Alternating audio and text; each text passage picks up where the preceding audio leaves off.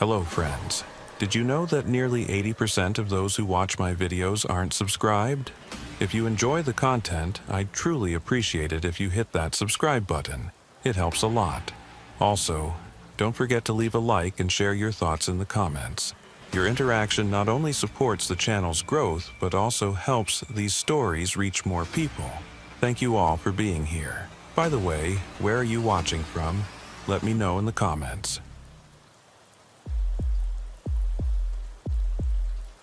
Officer Declan Morrissey had been working the night shift in Brooklyn's 79th Precinct for 8 years. And in that time, he had developed the kind of relationship with the darkness that most people never understand. The hours between midnight and 6 in the morning belonged to a different version of the city, one that operated according to rules that daylight obscured. He knew which blocks would be empty and which would pulse with activity that existed in the margins of legality. He knew the sounds that meant trouble and the silences that meant something worse. He had learned to read the night the way other officers read faces, interpreting shadows and movement and the quality of emptiness that filled the streets when honest people were asleep in their beds. His patrol route took him through the industrial sections of Bedford-Stuyvesant, along Atlantic Avenue where warehouses stood like monuments to a manufacturing economy that had long since moved elsewhere, and down into the residential streets where brownstones pressed together in tight rows that had housed generations of families trying to build lives in a city that demanded everything and promised nothing in return. Morrissey drove these streets with his windows cracked open despite the November cold, listening to the city breathe around him. The radio chatter from dispatch provided a constant background rhythm, calls going out to other units responding to domestics and noise complaints and suspicious persons, the routine catalog of human conflict that filled the overnight hours. His partner had called in sick that evening, leaving Morrissey to work solo, which he preferred anyway. There was a meditative quality to being alone in a patrol car with nothing but the city and the radio and the knowledge that anything could happen in the next moment. It was just after 2 in the morning when Morrissey turned onto the stretch of Atlantic Avenue that ran beneath the elevated train tracks, a corridor of perpetual shadow even during daylight hours. The streetlights here were sparse and half of them were burned out, leaving pools of darkness between islands of sickly yellow illumination. Traffic was non-existent at this hour. The businesses that lined the avenue were closed and gated, their metal security shutters covered in graffiti that constituted a visual history of the neighborhood's evolving gang territories and street art movements. Morrissey drove slowly, his headlights cutting through the gloom, scanning the sidewalks for anything out of place. That was when he saw the car.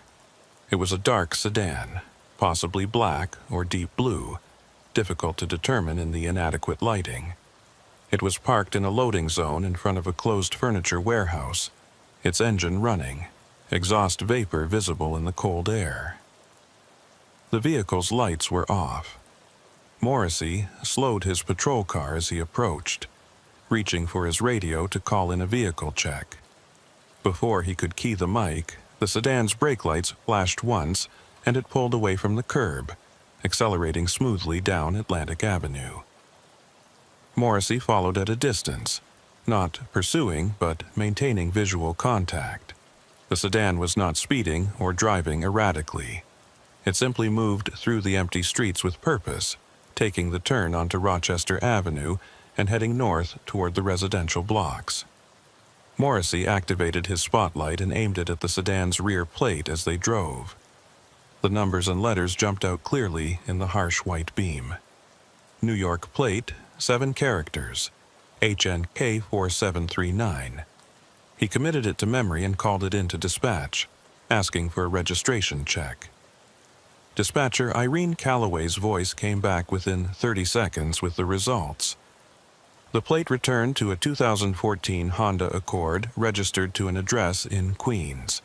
No wants or warrants associated with the vehicle, no reports of it being stolen. Everything appeared legitimate.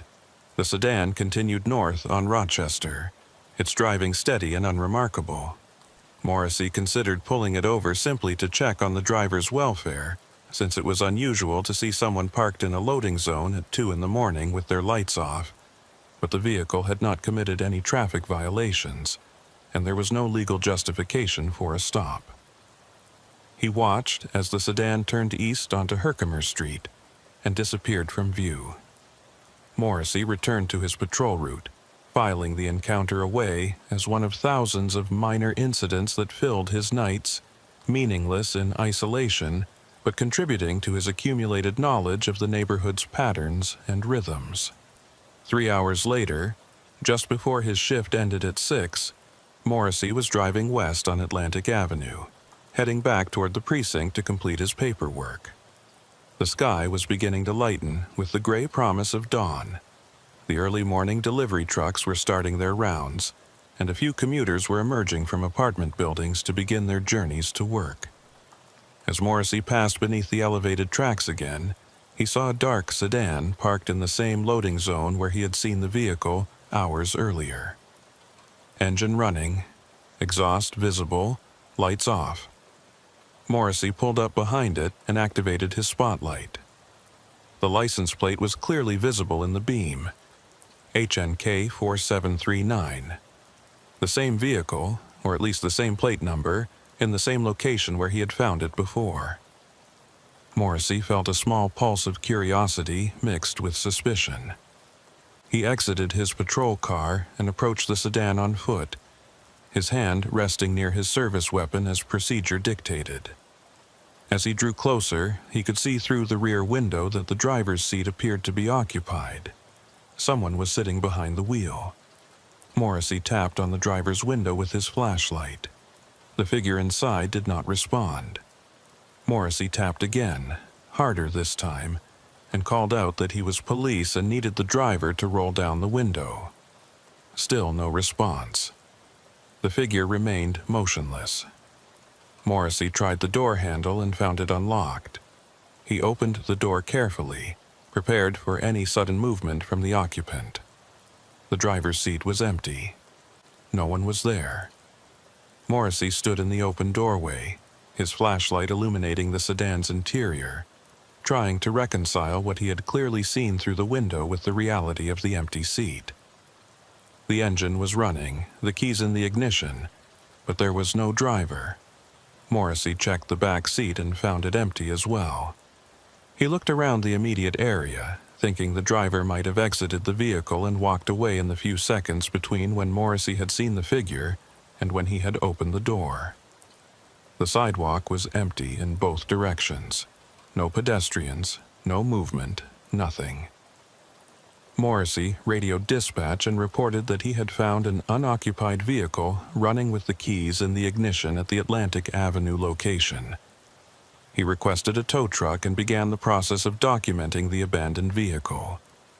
As he walked around the sedan taking photographs and notes, he tried to make sense of what he had seen. The human mind could play tricks in poor lighting, especially after a long shift when fatigue blurred perception. He might have seen a headrest or a shadow and interpreted it as a person.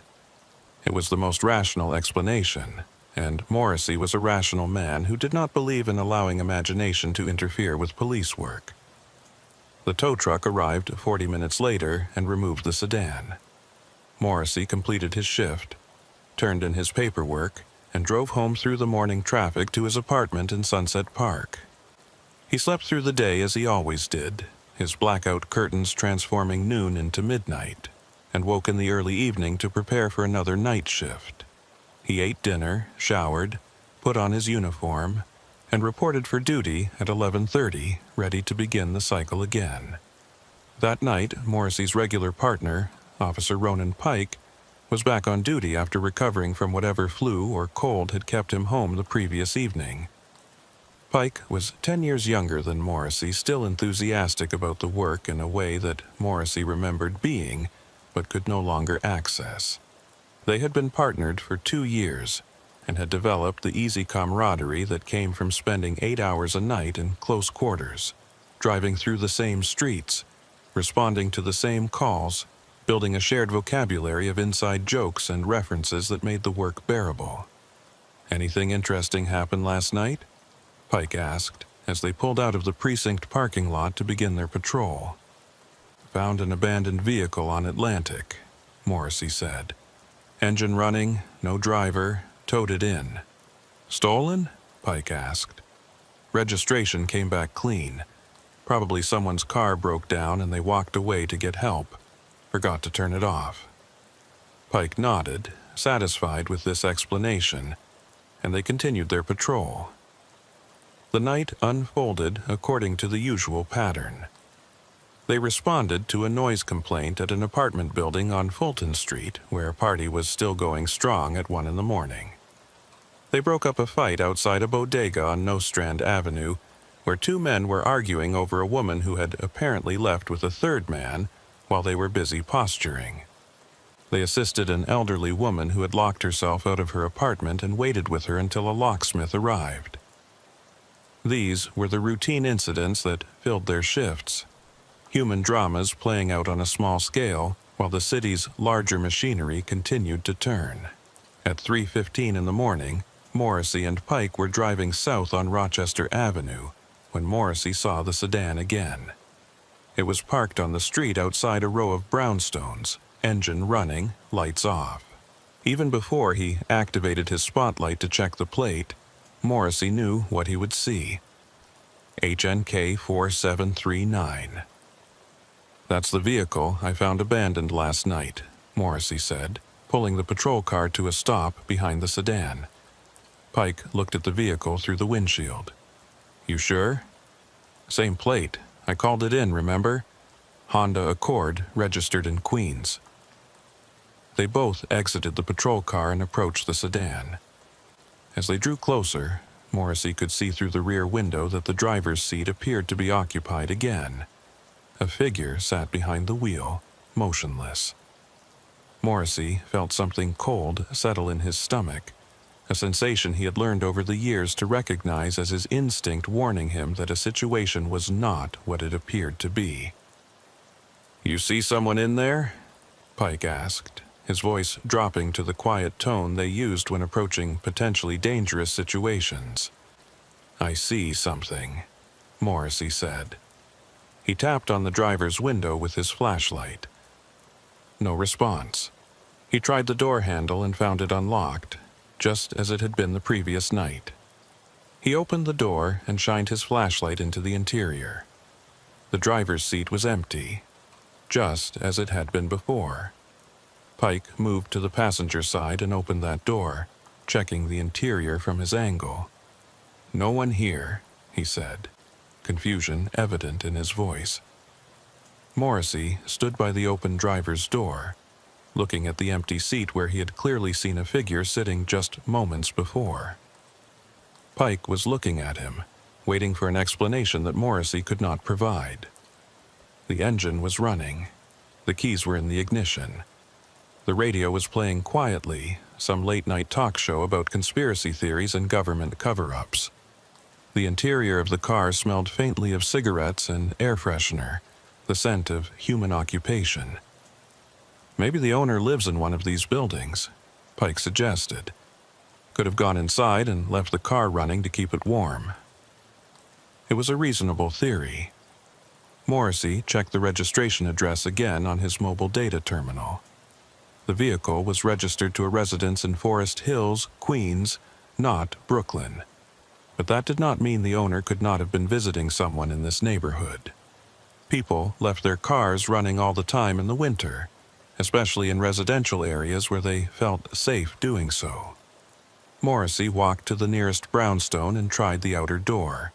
It was locked, as expected. He could see the buzzers for 6 different apartments.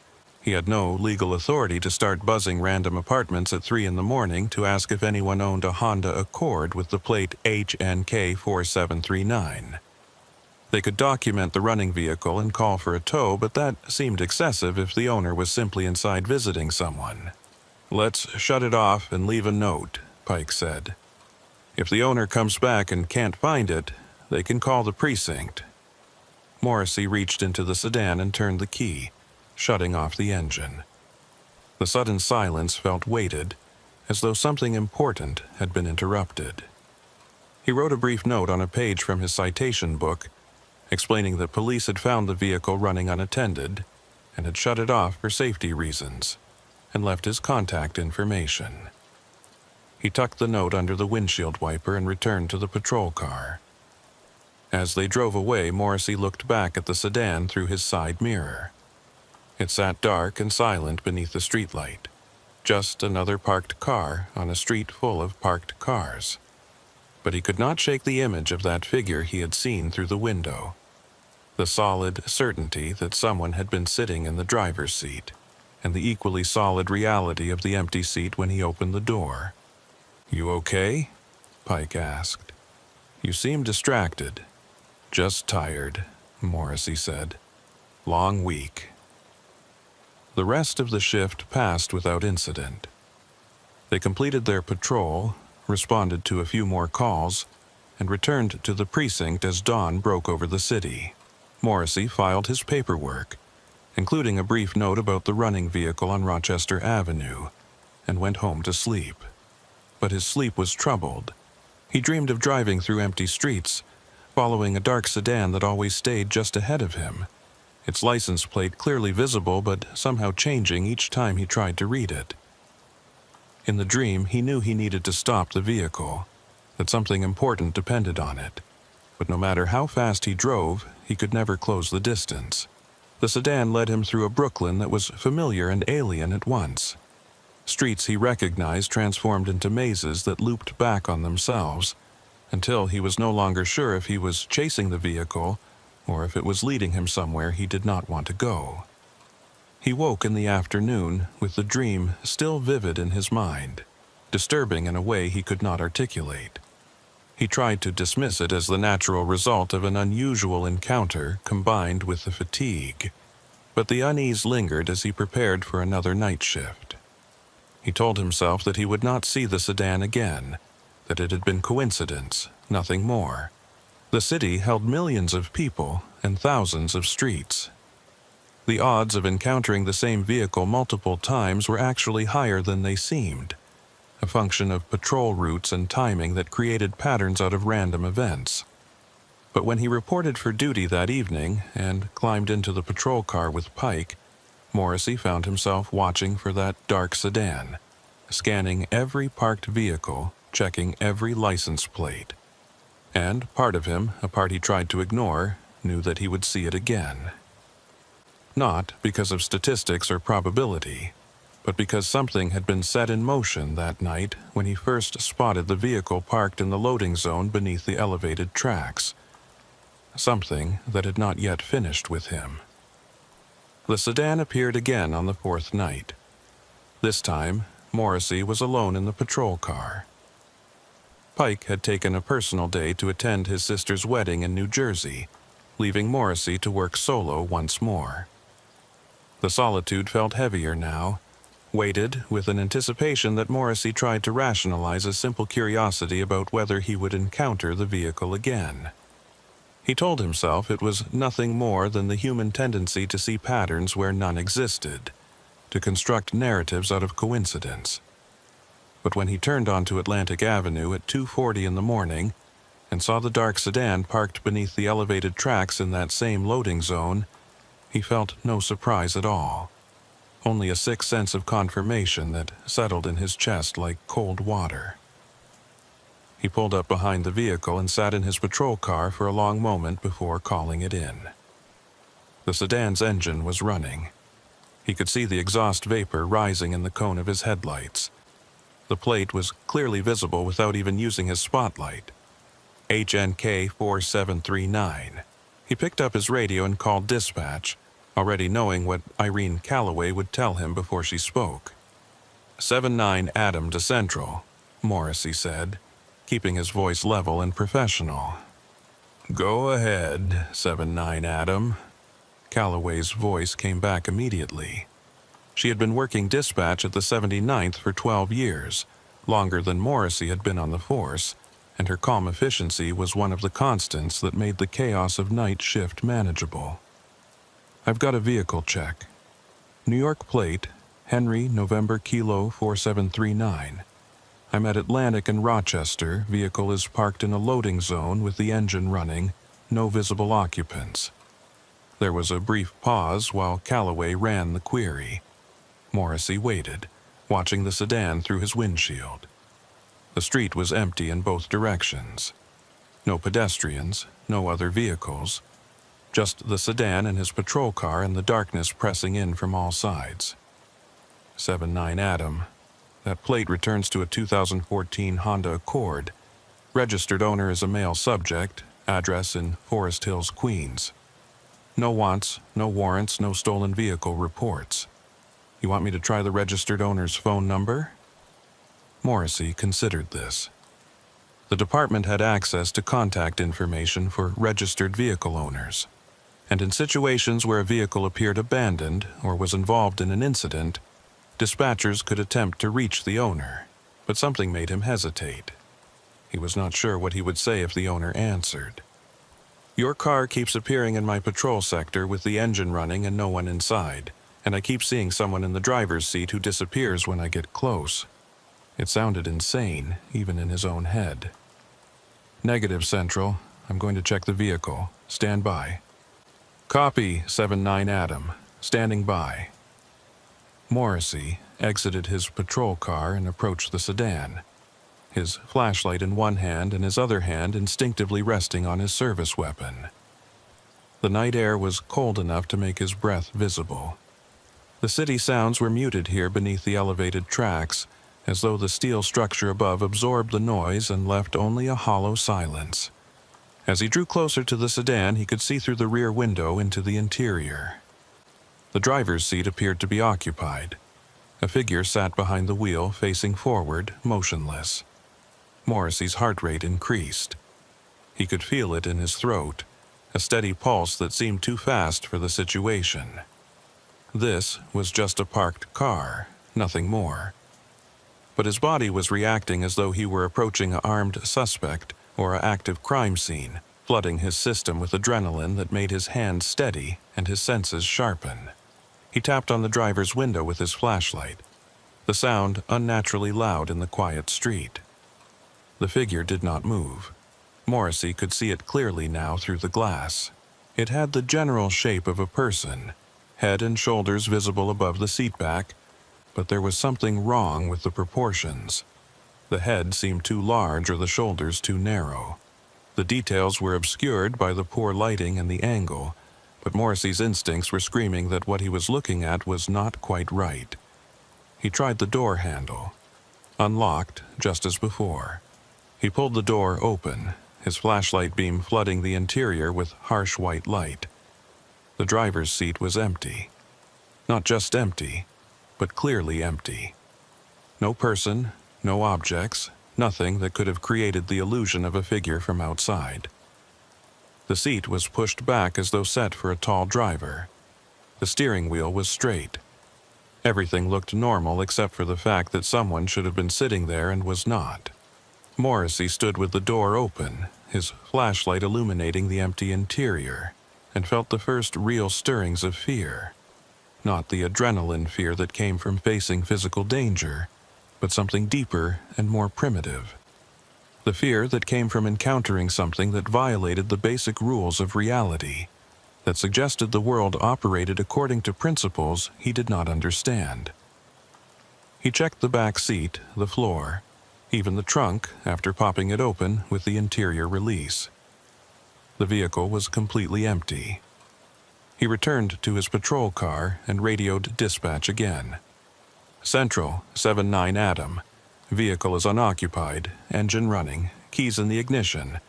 This is the same vehicle I've documented on 3 previous occasions in the past 4 days. Different locations, but same plate number. I'm requesting a supervisor to the scene." There was a longer pause this time. Morrissey could hear Calloway typing on her computer, probably pulling up his previous reports. When she came back on the radio, her voice carried a note of curiosity that had not been there before. "Copy, 79 Adam. Sergeant Quinn is en route to your location. ETA 8 minutes." Morrissey returned to the sedan and conducted a more thorough search while he waited. He opened the glove compartment and found the registration and insurance documents, both current and apparently legitimate. The name on the registration was listed as Michael Voss, with an address on Burn Street in Forest Hills. Morrissey photographed the documents with his phone.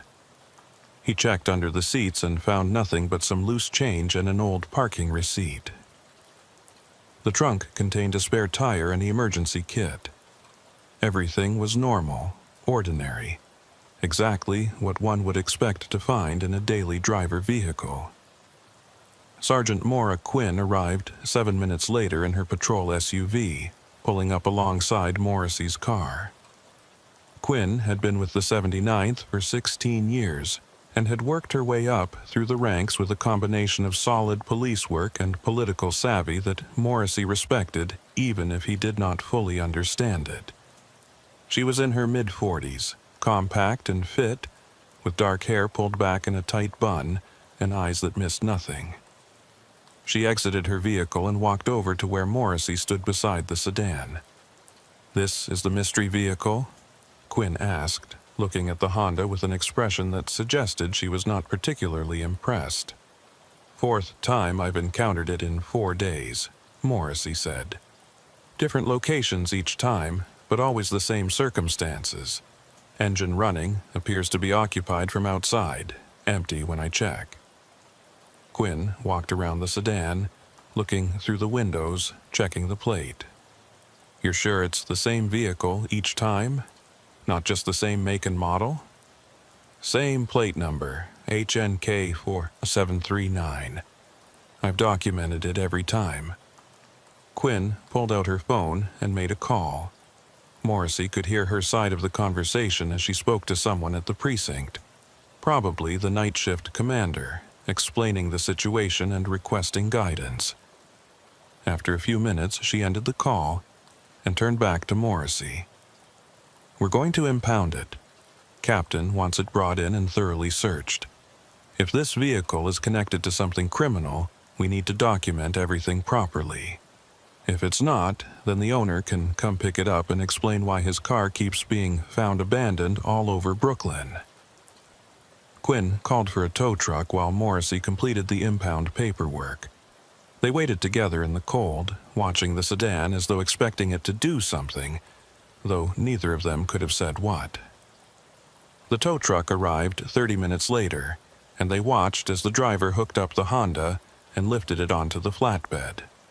As the sedan was raised off the ground, its wheels hanging in the air, Morrissey felt an irrational sense of relief, as though removing the vehicle from the street would break whatever pattern had been developing.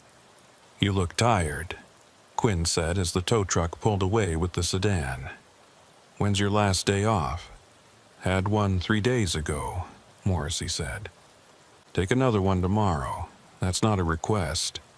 You're coming up on overtime limits anyway, and I don't need you falling asleep on patrol."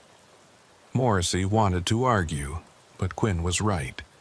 He was exhausted in a way that went beyond the normal fatigue of working nights. The encounter with the sedan had left him feeling drained, as though something had been pulled out of him each time he approached that vehicle and found it empty.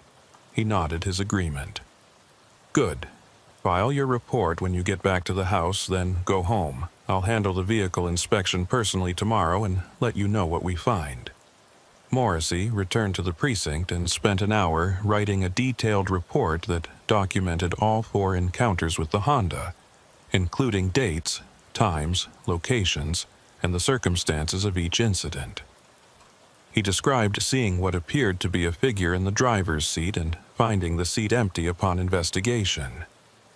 He included the registration information and his attempts to rationalize the experiences. When he was finished, the report read like something out of a paranormal investigation rather than standard police documentation, but it was accurate, and that was what mattered. He submitted the report electronically and drove home through the pre-dawn darkness, the city gradually coming to life around him as early commuters began their journeys to work. He lived in a 4th-floor walk-up apartment on 58th Street in Sunset Park, a neighborhood that had been slowly gentrifying over the past decade, pushing out long-time residents and replacing bodegas with artisanal coffee shops. Morrissey had lived there for 6 years, in the same one-bedroom apartment with the same second-hand furniture and the same view of the building across the street. It was not much, but it was his. A space that belonged to him alone after 8 hours of belonging to the city and everyone in it. He showered and ate a simple breakfast of eggs and toast, then closed the blackout curtains and climbed into bed. Sleep came quickly, but brought no rest. He dreamed again of the sedan, but this time the dream was more vivid, more detailed. He was approaching the vehicle on foot, his flashlight beam cutting through darkness that seemed thicker than normal air. When he reached the driver's window and looked inside, he could see the figure sitting behind the wheel. But in the dream, the figure turned to look at him, and Morrissey saw that it had his own face. His face, but wrong somehow, the features slightly distorted as though seen through rippled glass. The figure that wore his face smiled at him, and Morrissey felt a terror so profound that he woke gasping, his heart hammering in his chest. He lay in bed staring at the ceiling, unable to return to sleep. The dream had felt less like a dream and more like a message, though he could not have explained what the message was or who it came from. He got up and spent the rest of the day trying to distract himself with television and internet browsing, but his mind kept returning to the sedan and the figure he had seen through the window. By the time evening arrived and he needed to prepare for his next shift, he was dreading the night ahead with an intensity that surprised him. But he had taken Quinn's order seriously and called in to use one of his accumulated days off. The dispatcher who answered confirmed his leave and told him to enjoy his time away from work. Morrissey spent the evening in his apartment, pacing and restless, unable to settle into the relaxation that a day off should have provided. He considered calling Pike to ask if anything unusual had happened during the shift, but decided against it. What would he say? "Did you see the ghost car that keeps following me?" It sounded ridiculous. At midnight, when he would normally have been starting his patrol, Morrissey found himself driving through Brooklyn in his personal vehicle. A 10-year-old Nissan that needed new brakes and made disturbing noises whenever he accelerated too quickly. He told himself he was just going for a drive, that he was restless and needed to move, but he knew the truth. He was looking for the sedan. He drove down Atlantic Avenue beneath the elevated tracks, past the loading zone where he had first seen it. Empty. He drove along Rochester Avenue past the brownstones where it had appeared the second time. Nothing.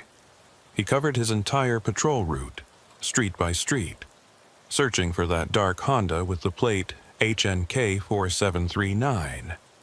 He found it at 3:30 in the morning, parked on a residential street he had not checked yet, a quiet block of attached houses in Crown Heights. The sedan was parked legally on the street, no engine running this time, dark and silent among the other parked vehicles. Morrissey pulled over across the street and sat in his car, watching it. He was off duty, out of uniform, with no legal authority to approach the vehicle or investigate it. But he could watch, and he did, sitting in the cold car with his hands gripping the steering wheel, staring at that sedan and waiting for something to happen. Nothing did. The sedan sat there as still and ordinary as every other parked car on the block. After an hour, Morrissey started his engine and drove home, feeling foolish and exhausted. He was giving meaning to random events, constructing a mystery out of coincidence. The sedan belonged to someone who lived or worked in Brooklyn and drove around the borough like thousands of other people. The fact that Morrissey had encountered it multiple times was unremarkable in a city this dense. The figure he thought he had seen was a trick of light and shadow and fatigue. There was no mystery, no message, no violation of reality. Just a car and a tired cop who needed to get his head straight. But as he lay in bed that morning, watching the daylight filter through the edges of his blackout curtains, Morrissey could not shake the memory of that figure turning to look at him in his dream, wearing his face, smiling that wrong smile. And he could not stop wondering what would happen the next time he encountered the sedan, because he knew with absolute certainty that there would be a next time. The pattern had not been broken by impounding the vehicle or taking a day off or any rational action he could take. Something had been set in motion, and it would continue until it reached whatever conclusion it was moving toward. All Morrissey could do was wait and try to maintain his grip on the distinction between what was real and what was not, a distinction that felt less solid with each passing night. Morrissey returned to duty 2 nights later with the resolve to treat the sedan encounters as closed incidents that required no further attention from him. Sergeant Quinn had called him the afternoon before his return to inform him that the impounded Honda had been thoroughly searched by the department's forensic team and had yielded nothing of interest. No contraband, no weapons, no evidence of any criminal activity whatsoever. The vehicle was clean in every sense of the word. The registered owner, Michael Voss, had been contacted and had seemed genuinely confused about why his car had been impounded. He claimed the vehicle had been parked in his garage in Forest Hills for the past 2 weeks while he recovered from minor surgery. He provided documentation from his doctor confirming the surgery date and his recovery period. He had not driven the car to Brooklyn, had not loaned it to anyone, and could not explain how it had been found in multiple locations across the borough. Quinn had told Morrissey that the case was being classified as unexplained but not criminal, possibly involving identity theft or cloned plates, though the VIN numbers had checked out as legitimate. The Honda had been released back to Voss, who had driven it home with a police escort to ensure he actually made it back to Queens. As far as the department was concerned, the matter was resolved. Whatever had been happening was over, and Morrissey should return to his regular duties without dwelling on incidents that defied easy explanation. The city was full of strange occurrences that never made sense when examined too closely, and experienced officers learned to file away such mysteries and move forward. But Morrissey could not move forward. The encounters had lodged themselves in his mind with the persistence of a recurring nightmare, and no amount of rational explanation could dislodge them. He found himself checking every dark sedan he passed during patrol, his eyes automatically scanning for the plate number HNK 4739, even though he knew the vehicle was back in Queens with its confused owner. Pike noticed the distraction and asked if everything was all right, and Morrissey assured him it was, but the lie felt transparent even as he spoke it. Nothing was all right. Something fundamental had shifted in how Morrissey experienced his work, his city, his reality. The first 3 nights back on duty passed without incident. Morrissey and Pike responded to their usual calls, drove their usual routes, and maintained the usual rhythms of night shift work. Morrissey began to relax slightly, began to believe that perhaps Quinn had been right, and the strangeness had simply ended. Whatever pattern had been developing had been interrupted by the impound and the investigation, and now life would return to normal. He almost convinced himself this was true. On the 4th night, everything changed. Morrissey and Pike were driving east on Fulton Street just after midnight when the call came through from dispatch. Calloway's voice carried an unusual tension that immediately put Morrissey on alert. All units in the 7-9, we have a report of a vehicle matching the description of a Honda Accord, plate Henry November Kilo 4739, involved in a hit and run at the corner of Nostrand and Myrtle. Vehicle fled southbound on Nostrand. No injuries reported. All units be advised, this plate was flagged in the system earlier this week for suspicious circumstances. Morrissey felt his stomach drop. He looked at Pike, who was already reaching for the radio to respond. 7-9 Adam, we're at Fulton and Bedford. We can intercept if the vehicle continues south on Nostrand. Copy, 7-9 Adam. Use caution. Vehicle may have been involved in previous unexplained incidents. Pike activated the lights and siren and accelerated toward the Nostrand Avenue. Morrissey's mind was racing. The Honda was supposed to be in Queens with Michael Voss. Either Voss had lied about not driving it, or someone else had access to the vehicle, or something impossible was happening. Morrissey found himself hoping for the first two options, even as he suspected the third was closer to the truth. They reached Nostrand Avenue and turned south, scanning the traffic ahead for any sign of the dark sedan. At this hour, the street was relatively empty, making it easy to spot vehicles matching the description. 2 blocks south of Myrtle, Morrissey saw it. The Honda was traveling at normal speed in the right lane, showing no signs of fleeing or attempting to evade police. Pike pulled up behind it and activated the patrol car's spotlight, illuminating the rear plate. HNK 4739. "That's it?" Morrissey said, his voice tight. "Same plate." Pike called in their position and requested backup before initiating the traffic stop.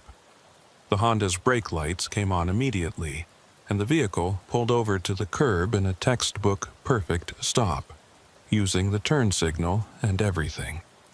It was the kind of cooperative response that usually indicated a driver who was not expecting trouble and had no reason to fear police contact. Pike positioned the patrol car behind the Honda with their lights still flashing, and both officers exited carefully. Morrissey approached on the driver's side, while Pike covered from the passenger side, both of them following the standard high-risk stop procedure that the situation seemed to warrant given the hit-and-run report. As Morrissey drew closer, he could see through the rear window that the driver's seat was occupied. A figure sat behind the wheel, hands visible on the steering wheel in the 10-2 position, showing compliance with standard police instructions, even though those instructions had not yet been given. Morrissey reached the driver's window and rapped on it with his flashlight. "Police, roll down your window and show me your hands." His voice came out steady despite the adrenaline flooding his system. The window rolled down smoothly. Morrissey shone his flashlight into the interior and felt reality tilt sideways. The driver's seat was empty. No person sat behind the wheel, but the steering wheel was still being held in the 10-2 position by hands that were there, but not there, visible for a split second before they faded into nothing. The engine was running. The radio was playing quietly. Everything indicated an occupied vehicle except for the complete absence of any occupant. Pike had moved to the passenger window and was looking in with his flashlight. "Morrissey, there's nobody in here." "I can see that," Morrissey said. His hand had moved automatically to his service weapon, though what he would shoot at he could not have said. He pulled open the driver's door, half expecting the figure to reappear, but the seat remained empty. He checked the back seat, the floor, every space where a person could possibly hide. Nothing. 2 more patrol units arrived as backup, their lights painting the street in alternating red and blue. Officers exited and approached, and Morrissey had to explain the situation while knowing how insane it sounded. An empty vehicle that had been reported fleeing a hit-and-run scene.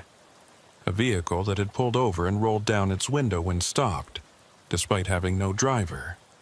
The same vehicle that had been impounded days earlier and released to its owner in Queens. One of the responding officers, a veteran named Kowalski who had been with the 79th for 20 years, walked around the Honda carefully, his flashlight sweeping across every surface. "This the ghost car from your reports?" he asked Morrissey. "Same plate number," Morrissey confirmed. Kowalski opened the driver's door wider and leaned in to examine the interior. After a moment, he straightened up and shook his head. "Keys are in the ignition, engines running, transmissions in drive. This vehicle is operating itself."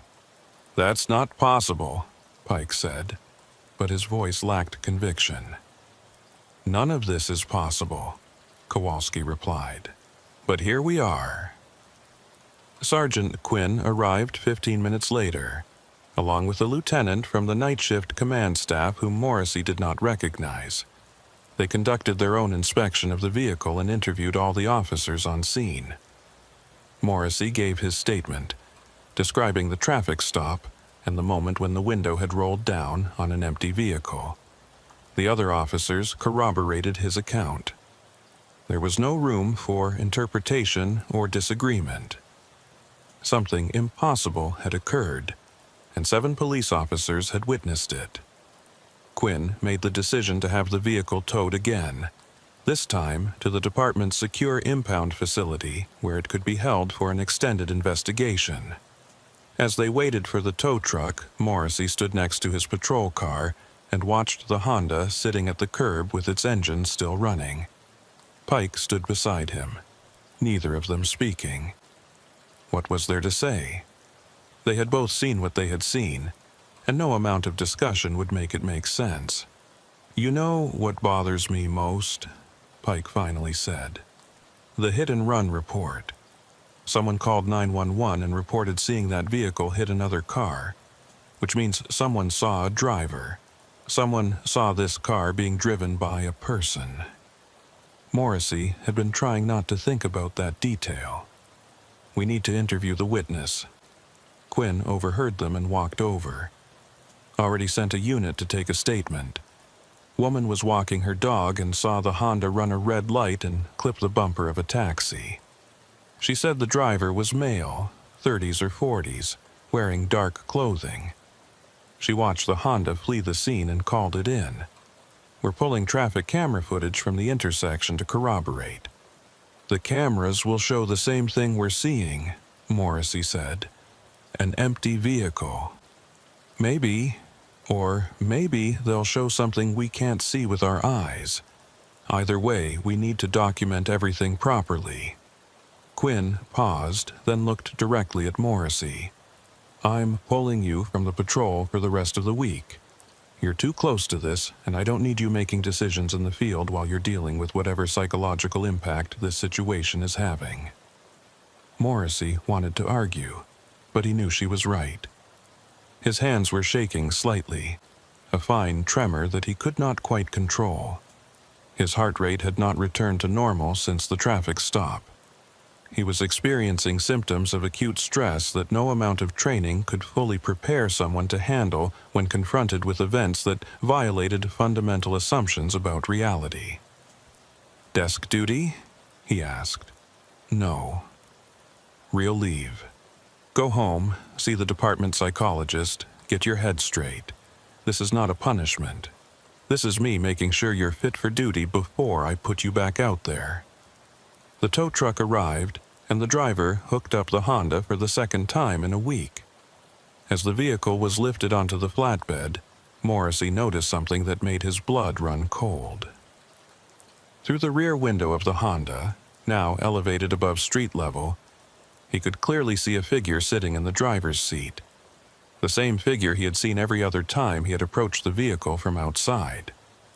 It sat perfectly still, facing forward, hands on the wheel. Morrissey pointed at it, his hand shaking. "Pike, do you see that?" Pike looked up at the elevated Honda. "See what?" "The driver, in the seat. You're looking right at it." Pike stared at the vehicle for a long moment, then shook his head slowly. "Morrissey, there's nobody there. The car's empty." Morrissey looked at the other officers gathered on the scene.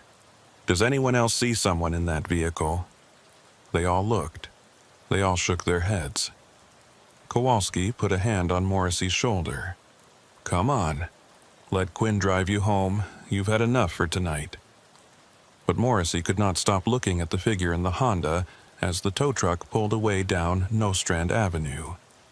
It sat there in the driver's seat, visible only to him, apparently, and as the truck turned the corner and the Honda disappeared from view, Morrissey could have sworn the figure turned its head to look directly at him one last time. And in that brief moment before it was gone, he saw its face clearly for the first time. It was his own face looking back at him, wearing an expression of patient waiting, as though it knew something he did not yet understand but soon would. Quinn drove Morrissey home in her patrol SUV, while Pike followed in their unit to give Quinn a ride back to the precinct. The drive passed in silence. Morrissey sat in the passenger seat, staring out the window at the passing streets, trying to process what was happening to him. Was he having a breakdown? Was this how it started? This slow dissolution of the boundary between reality and delusion. He had seen officers crack under the stress of the job before, watched good cops gradually lose their ability to distinguish between the horrors they witnessed daily and paranoid fantasies that grew from that trauma. Was that what was happening to him? But Pike had seen the empty vehicle too. So had Kowalski and Quinn and the other responding officers.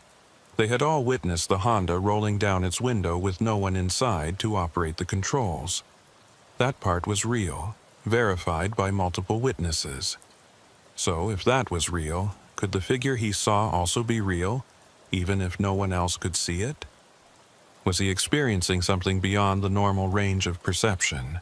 Or was he simply the first to break under the weight of an impossible situation?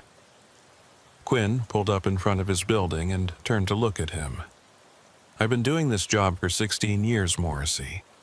I've seen things that don't make sense, seen cases that never add up no matter how hard you work them. Most of the time, there's an explanation eventually, even if it takes months or years to find it. Sometimes there's not. You learn to live with that uncertainty or you find another line of work. What you don't do is let it consume you." "What if it's not uncertainty?" Morrissey asked. "What if I'm seeing something real that everyone else can't see? What does that mean?" "It means you talk to the department psychologist and figure out why that might be happening. It means you take some time away from the street until you can trust your own perceptions again. And it means you accept that sometimes the job shows you things that change how you understand the world. And that's not necessarily a sign of weakness or failure. It's just what happens when you spend enough time looking into the darkness." Morrissey nodded and exited the SUV. He stood on the sidewalk and watched as Quinn drove away, leaving him alone on the empty street. The sky was beginning to lighten with the approach of dawn. In a few hours, the city would wake up and fill with people going about their normal lives, unaware that impossible things happened in the hours when they slept. Morrissey climbed the stairs to his apartment and locked the door behind him, but he did not feel safe. The figure with his face was out there somewhere, sitting in that Honda, waiting for whatever came next. And Morrissey knew, with a certainty that transcended logic or evidence, that he had not seen the last of it. The pattern was not broken. It was still unfolding, still moving toward some conclusion that he could not yet perceive. All he could do was wait and try to maintain his sanity until that conclusion arrived. He did not sleep that morning. Instead, he sat by his window and watched the street below, searching every passing vehicle for a dark Honda with the plate HNK 4739, knowing it would not appear but unable to stop looking. And in the back of his mind, a question repeated itself with the persistence of a heartbeat. Why me? Why was he the one who could see the figure? What made him different from Pike and Quinn and all the other officers who had looked at that empty vehicle and seen nothing but an unexplained mechanical phenomenon? The question had no answer, at least not yet. But Morrissey suspected that when the answer finally came, it would change everything he thought he knew about himself and the city he had sworn to protect. The department psychologist's office was located on the 3rd floor of a municipal building in downtown Brooklyn, far enough from the precinct that officers could attend appointments without feeling watched by their colleagues. Dr. Sarah Brennan had been conducting fitness for duty evaluations for the NYPD for 15 years, and her office reflected a careful balance between professional authority and therapeutic comfort. Diplomas and certifications hung on one wall while the others displayed abstract art that was meant to be calming, but instead reminded Morrissey of the formless shapes he sometimes saw in the shadows during his patrol shifts. Morrissey sat in the leather chair across from Brennan's desk and tried to explain what he had experienced without sounding like he was having a psychotic break. He described the encounters with the Honda, the figure that appeared and disappeared, the traffic stop where the window had rolled down on an empty vehicle.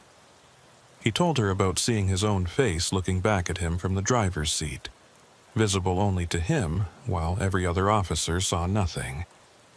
Brennan listened without interruption, taking occasional notes on her tablet, her expression neutral and professional. When Morrissey finished, Brennan set down her tablet and leaned back in her chair. "Have you experienced any other unusual perceptions? Heard voices when no one was speaking? Seen things that others around you couldn't see, besides the figure in the vehicle?" "No, nothing else, just this." "Have you been sleeping regularly, eating properly? Any changes in your substance use?" "I work night shift. Sleep is never regular. I eat when I can. I don't drink much.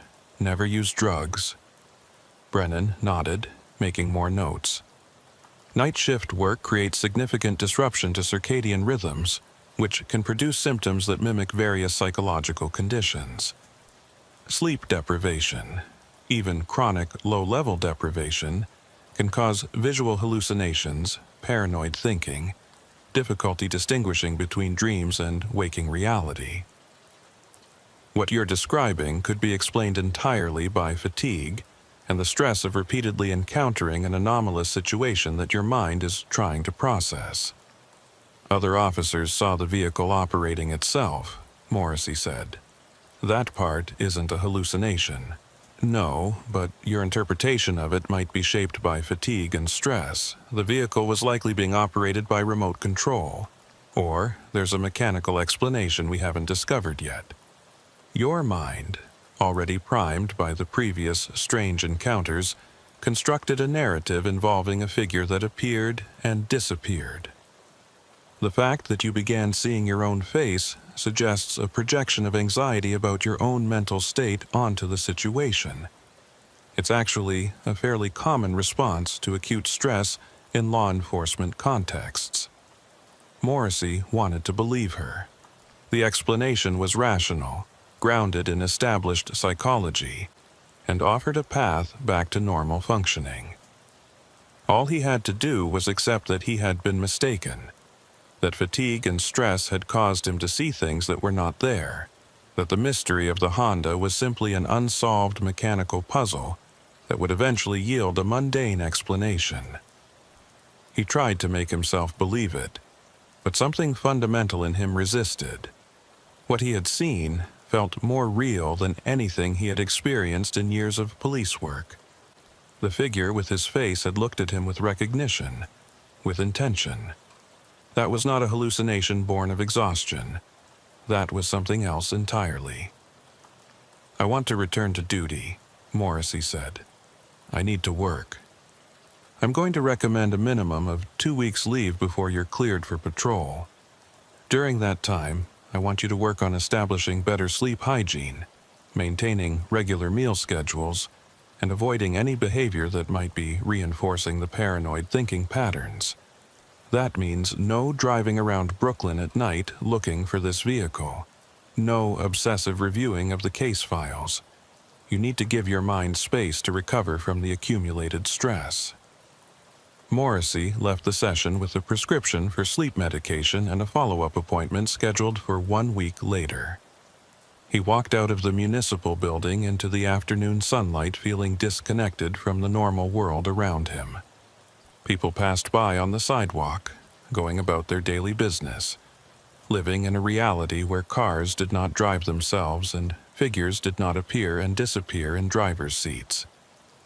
Morrissey envied them their certainty, their ability to move through the world without questioning the fundamental reliability of their own perceptions.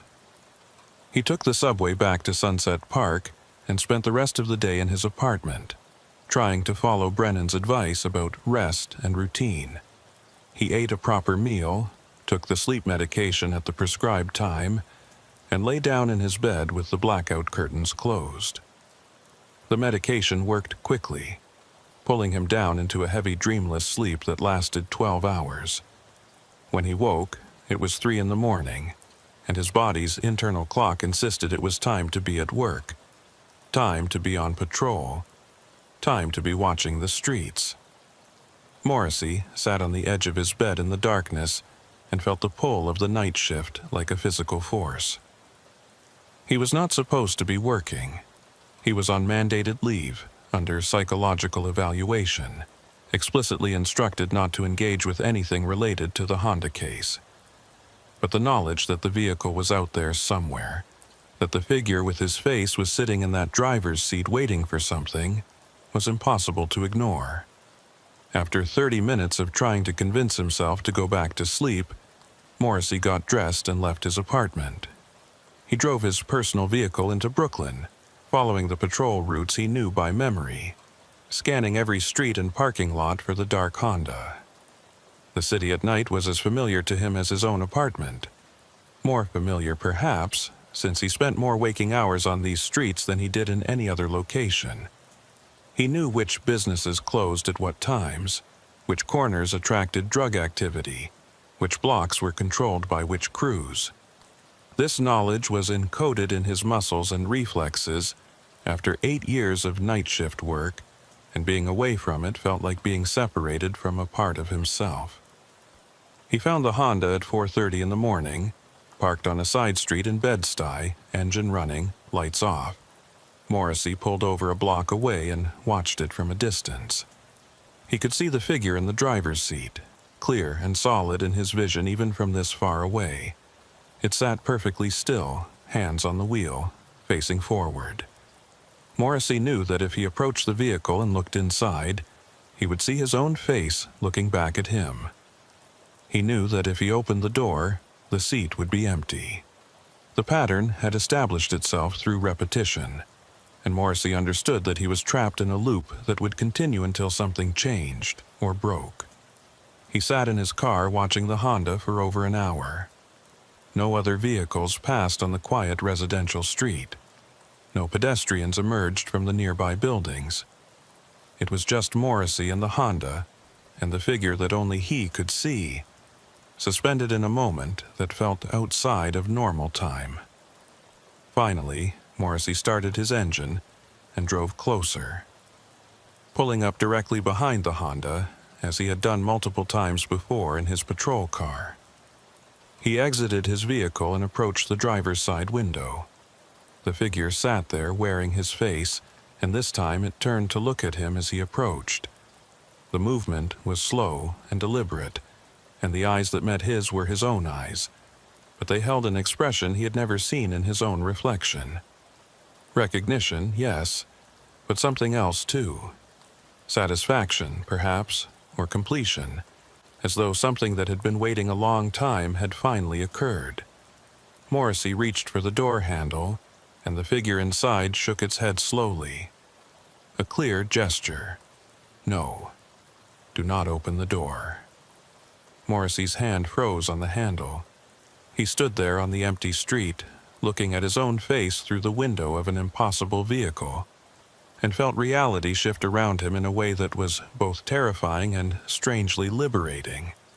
If this was madness, then madness had its own logic and rules.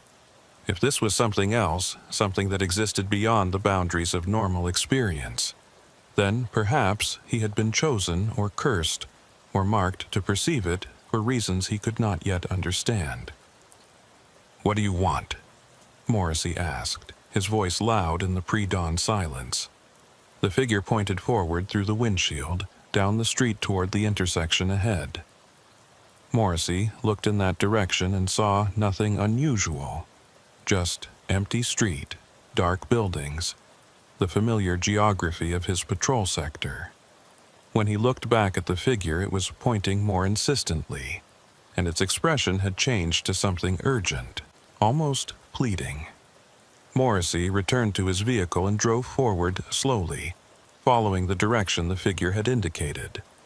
The Honda's engine revved and the vehicle pulled away from the curb, moving down the street ahead of him. Morrissey followed, understanding on some instinctive level that this was what had been building toward all along. The multiple encounters, the escalating strangeness, his unique ability to see the figure when others could not. All of it had been leading to this moment, this drive through the empty Brooklyn streets following a vehicle driven by something wearing his face. The Honda led him on a winding route through Bed-Stuy and Crown Heights, turning seemingly at random, but Morrissey recognized the underlying pattern. They were following his usual patrol route, the path he drove 5 nights a week, covering the same streets in the same sequence he had driven them thousands of times. But now he was seeing them from a different perspective, following instead of leading, passenger to a mystery instead of investigator trying to solve it. The sky was beginning to lighten with the approach of dawn. When the Honda finally stopped, they were on Atlantic Avenue beneath the elevated train tracks, in the same loading zone where Morrissey had first encountered the vehicle 2 weeks earlier. The Honda pulled to the curb and the engine shut off. Morrissey stopped his vehicle behind it and sat waiting for whatever came next. The figure in the driver's seat turned to look at him one last time, and Morrissey saw something in that gaze that made his chest tighten with a feeling he could not name. Not fear exactly, but a profound sense of recognition, of seeing something essential about himself reflected back through the impossible barrier of this encounter. Then the figure raised one hand in a gesture that might have been farewell, or acknowledgement or warning, and faded from view. Not disappearing suddenly, but gradually becoming transparent, less solid, until there was nothing in the driver's seat but empty space. Morrissey sat in his car for a long time, watching the Honda as dawn broke fully over the city and the street began to wake up around him. Delivery trucks passed by. Early morning commuters emerged from apartment buildings. The normal world reasserted itself, indifferent to the impossible thing that had just occurred. Eventually, Morrissey started his engine and drove home, his mind curiously empty of thoughts, as though the experience had temporarily short-circuited his ability to process or analyze what had happened. He did not return to Dr. Brennan's office for his follow-up appointment. He did not call the precinct to check on the status of the Honda investigation. He spent his mandated 2 weeks of leave in a state of suspended animation, going through the motions of normal life while feeling increasingly disconnected from it. He slept at odd hours, ate irregularly, and spent long periods sitting by his window staring at the street below without really seeing it. The sleep medication sat unused in his bathroom cabinet. He did not need it anymore. Sleep came easily now, deep and dreamless, as though something that had been keeping him alert and anxious had finally released its hold. When the 2 weeks ended, Morrissey reported back to the precinct for his return to duty evaluation. Sergeant Quinn interviewed him in her office, asking questions about his sleep, his stress levels, his readiness to resume patrol work. Morrissey answered with the responses he knew were expected, and Quinn seemed satisfied. She told him he would be back on the roster starting that night, partnered again with Pike, resuming his regular schedule. Everything would return to normal. But that night, when Morrissey climbed into the patrol car and Pike started the engine, and they pulled out onto the streets to begin their shift, Morrissey knew that nothing would ever be normal again. Not because of what he had seen, though that was part of it, but because of what the experience had revealed about the nature of the reality he moved through every night. The city was not what it appeared to be. The streets held depths and dimensions that most people never perceived, and once you had seen past the surface, you could not unsee it. They drove their patrol route, responding to calls, conducting traffic stops, performing the routine functions of police work. But now Morrissey found himself looking at everything differently, wondering what else might be operating just beyond the edge of normal perception. Every dark sedan made him pause, checking the plate number automatically even though he knew the Honda was gone, dissolved back into whatever impossible space it had emerged from. Every shadow held the potential for something more than absence of light. Every empty street raised the question of whether it was truly empty or simply empty to his limited senses. Pike noticed the change, but did not comment on it directly. He made small talk about mundane things, filling the silence that Morrissey no longer felt compelled to fill. They worked their shift and returned to the precinct, and Morrissey filed his reports and went home.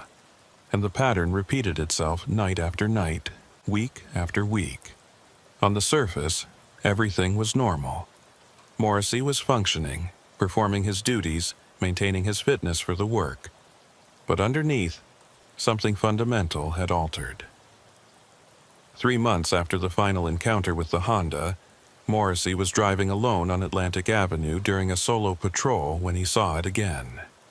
The dark sedan parked in the loading zone beneath the elevated tracks, engine running, lights off. He pulled up behind it with his heart hammering in his chest, uncertain whether he was experiencing a resurgence of the phenomenon, or simply witnessing a coincidental vehicle that matched the description. He called in the plate number and waited for Calloway's response. 79 Adam. That plate returns to a 2014 Honda Accord, registered owner in Forest Hills. Same vehicle from your previous reports.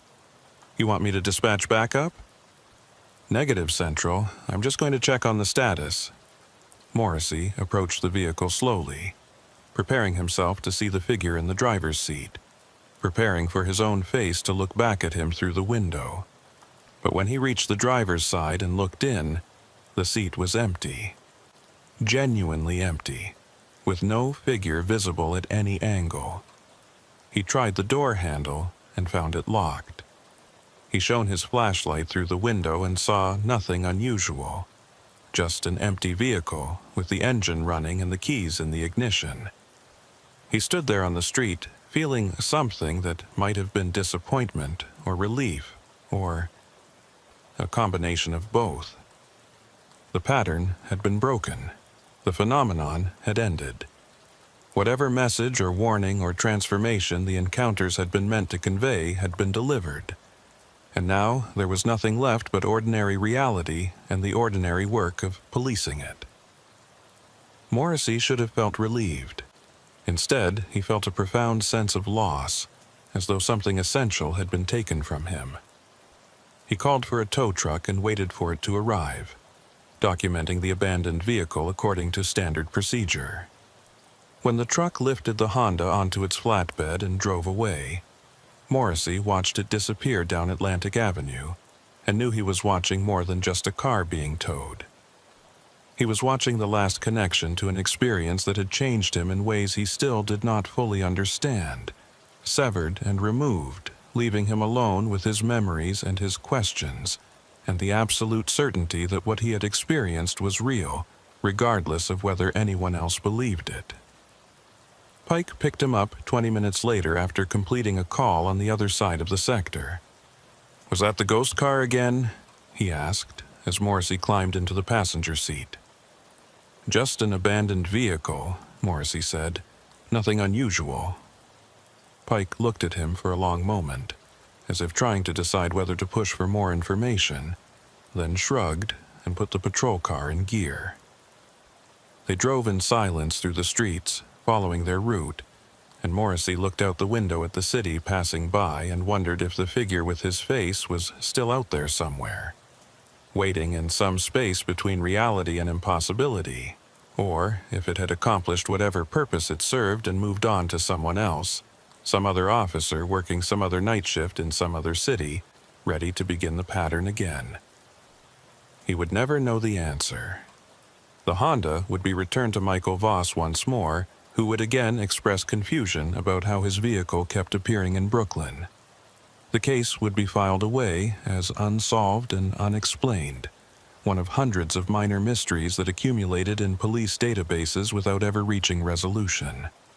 And Morrissey would continue to work his night shifts, driving the same streets, responding to the same types of calls, performing the work he had done for 8 years and would do for however many more years remained until retirement. But he would do it differently now, with an awareness that the boundaries of reality were more permeable than he had previously believed. And sometimes, late at night when he was alone on patrol and the streets were empty and the city held its breath in the hours before dawn, he would find himself looking for dark sedans with the plate HNK 4739, hoping and fearing in equal measure that he might see it one more time, might have one more chance to understand what it had been trying to tell him. The answer never came. The Honda never appeared again, and Morrissey continued his work in the darkness, watching and waiting, forever changed by an encounter that no report could adequately document and no explanation could adequately address.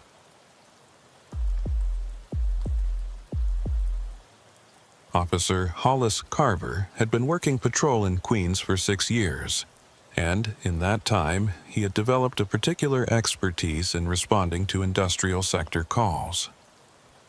The manufacturing district along the Newtown Creek waterfront was a sprawl of warehouses, factories, and distribution centers that operated around the clock, creating a constant flow of incidents that required police attention.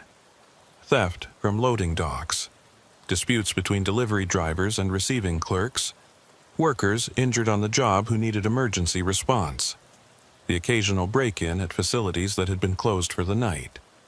Carver knew the area better than most officers in his precinct, had developed relationships with the security personnel who worked these buildings, and understood the particular rhythms and patterns of criminal activity that emerged in spaces dedicated to manufacturing and storage rather than residential life. The call came through dispatch at 11:47 on a Wednesday night in late October. A security guard at the old Kellner manufacturing building had activated a panic button, triggering an automatic alert to the NYPD.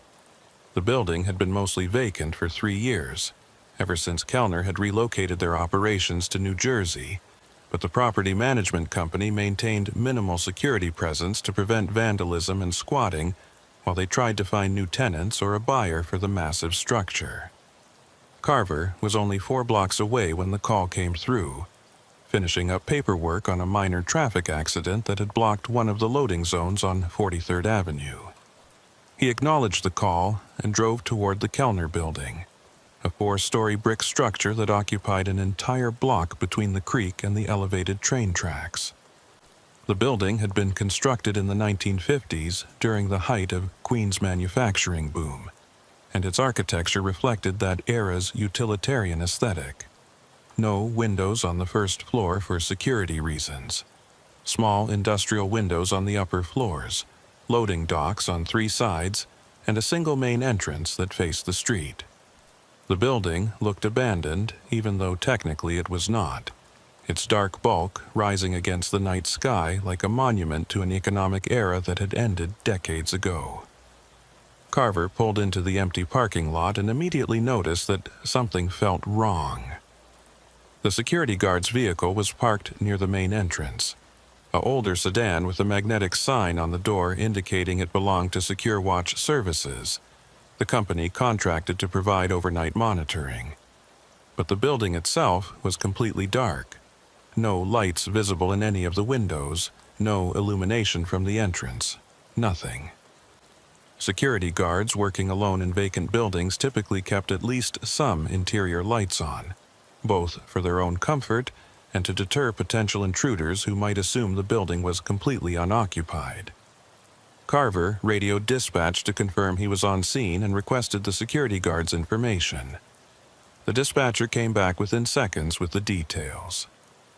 Guard's name was Doyle Fenwick, 48 years old, had been working for Secure Watch for 2 years, no criminal history, no previous incidents. The panic button had been activated at 11:43, just 4 minutes before Carver arrived. Fenwick had not responded to attempts by the security company's central office to reach him by radio or phone.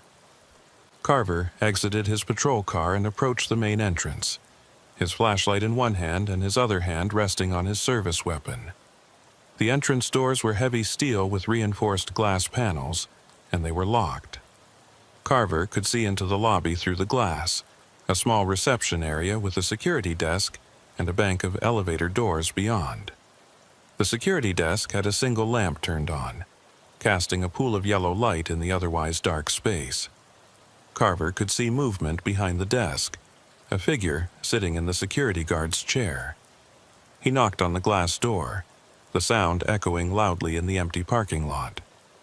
The figure at the desk did not respond. Carver knocked again, harder this time, and called out that he was police responding to an emergency call. Still no response. The figure remained motionless, hunched over the desk as though working on something or perhaps asleep. Carver pulled out his phone and called the security company's central office, identifying himself and requesting that they unlock the entrance remotely or provide him with an access code. The operator on the other end sounded nervous and explained that the building's electronic locks had malfunctioned earlier that evening, which was why Fenwick had been dispatched to conduct a physical inspection rather than simply monitoring from the central office. "Can you see him?" the operator asked. "We've been trying to raise him for the past 5 minutes, but he's not responding to radio or phone." "I can see someone at the security desk, but they're not responding to me either. I need access to this building immediately." The operator gave Carver a backup entry code that worked on a keypad system independent of the electronic locks. Carver found the keypad on the wall beside the entrance, entered the code, and heard the mechanical click of the lock disengaging. He pushed open the heavy door and entered the lobby, his flashlight sweeping across the space as he moved toward the security desk. "Doyle Fenwick. This is NYPD. I'm responding to your emergency call. Are you all right?" The figure at the desk still did not move or respond. As Carver got closer, he could see more details. It was definitely a person, wearing the dark uniform of a security guard, sitting in the chair with their head down as though examining something on the desk surface. Carver moved around to the front of the desk and shone his flashlight directly at the figure. It was Fenwick. Carver could see the name badge clipped to his uniform shirt. But something was wrong with the way he was sitting. His posture too rigid, his head held at an angle that looked uncomfortable.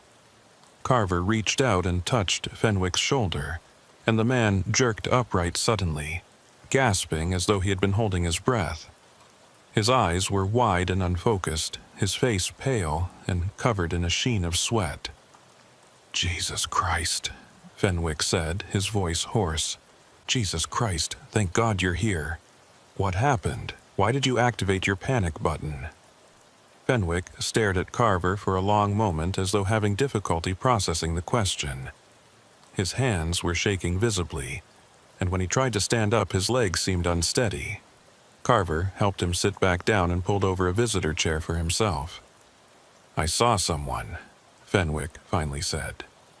"In the building, on the cameras. I saw someone moving through the 3rd floor." Carver looked at the security desk, which held an older model computer monitor displaying a grid of camera feeds from throughout the building. The feeds showed various interior spaces, all dark and empty. Hallways, storage rooms, what looked like former manufacturing floors with old equipment still in place. "Did you go check it out?" No, I didn't. I called it into central office first, like protocol says. They told me to wait for police before investigating. But while I was waiting, I kept watching the cameras, and I saw..." Fenwick trailed off, his expression suggesting he was reluctant to continue. "Saw what?"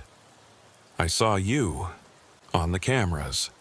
I saw you walking through the building, but you weren't here yet. You were still on your way. I could see you on multiple cameras moving through the 3rd floor, checking rooms, but you were also outside in your patrol car pulling into the parking lot. I was seeing you in 2 places at the same time." Carver felt a cold weight settle in his stomach. He looked at the monitor displaying the camera feeds, scanning each small window of video for any movement or anomaly. Everything appeared still and empty, exactly as one would expect in a vacant building at night. "Show me," Carver said. Fenwick manipulated the computer controls, pulling up recorded footage from earlier in the evening. He fast-forwarded through long stretches of nothing, then slowed down and pointed at one of the feeds showing a third-floor hallway. "There. Watch that one." Carver leaned closer to the monitor. The hallway was dark, illuminated only by emergency exit lights at either end. For several seconds, nothing moved. Then a figure appeared at the far end of the hallway, walking slowly toward the camera. The figure was wearing what appeared to be a police uniform, and as it got closer to the camera, Carver could see the face clearly. It was his own face. The figure on the camera was him, walking through a building he had not yet entered, captured on video at a time when he had been 4 blocks away finishing his accident report. "That's impossible," Carver said. But even as he spoke, he was watching his own image move through the hallway on the recording, watching himself check doors and shine a flashlight into rooms, performing exactly the kind of security sweep he would have done if he had actually been there. The timestamp on the footage showed 11:37, 10 minutes before Fenwick had activated his panic button, 15 minutes before Carver had actually entered the building. "There's more," Fenwick said, his voice shaking. "It's not just that one hallway. He showed up on multiple cameras. 3rd floor, 2nd floor, even down in the basement. Always doing the same thing, checking rooms like he was searching for something. And the more I watched, the more I realized that whoever or whatever that is, it was following the exact route through the building that I would have taken if I had gone to investigate myself. It knew where I would go, what I would check, like it was showing me what would happen before it happened." Carver watched several more minutes of recorded footage, seeing himself appear and disappear across different camera feeds, moving through the empty building in a pattern that did follow standard security sweep procedures. Every time the figure passed under decent lighting, Carver could see his own face clearly. Not similar, not someone who resembled him, but unmistakably him. Same features, same build, same way of moving. It was like watching a recording of himself performing duties he had not yet performed in a building he had not yet entered. "Did you see anyone else? Any other figures besides this one?" "Just you. Just that one. But, officer, that's not even the worst part." Fenwick pulled up the live camera feeds again, the real-time view of the building's interior. "Look at the 3rd floor, camera 7. Carver looked at the feed Fenwick indicated. It showed the same hallway from the recorded footage, empty and dark. As Carver watched, a figure appeared at the far end of the hallway. The same figure, Carver in his uniform, walking slowly toward the camera, checking doors, shining a flashlight. The movement was identical to what had been recorded earlier, playing out again in real time, even though Carver was sitting in the lobby looking at a monitor. "That's happening right now," Fenwick whispered. "Right now, while you're sitting here next to me, that thing is walking through the 3rd floor wearing your face. And when you go up there to check it out, I guarantee you won't find anything, because I don't think it's really there. I think the cameras are seeing something that exists in some other time or dimension or I don't know what. But it's not natural. It's not right." Carver stood up from his chair, his hand automatically moving to his service weapon. Every instinct developed through 6 years of police work told him that this situation was dangerous in ways he did not yet understand. He radioed dispatch and requested backup, explaining that he was investigating a possible intruder in the building and needed additional units to conduct a thorough search.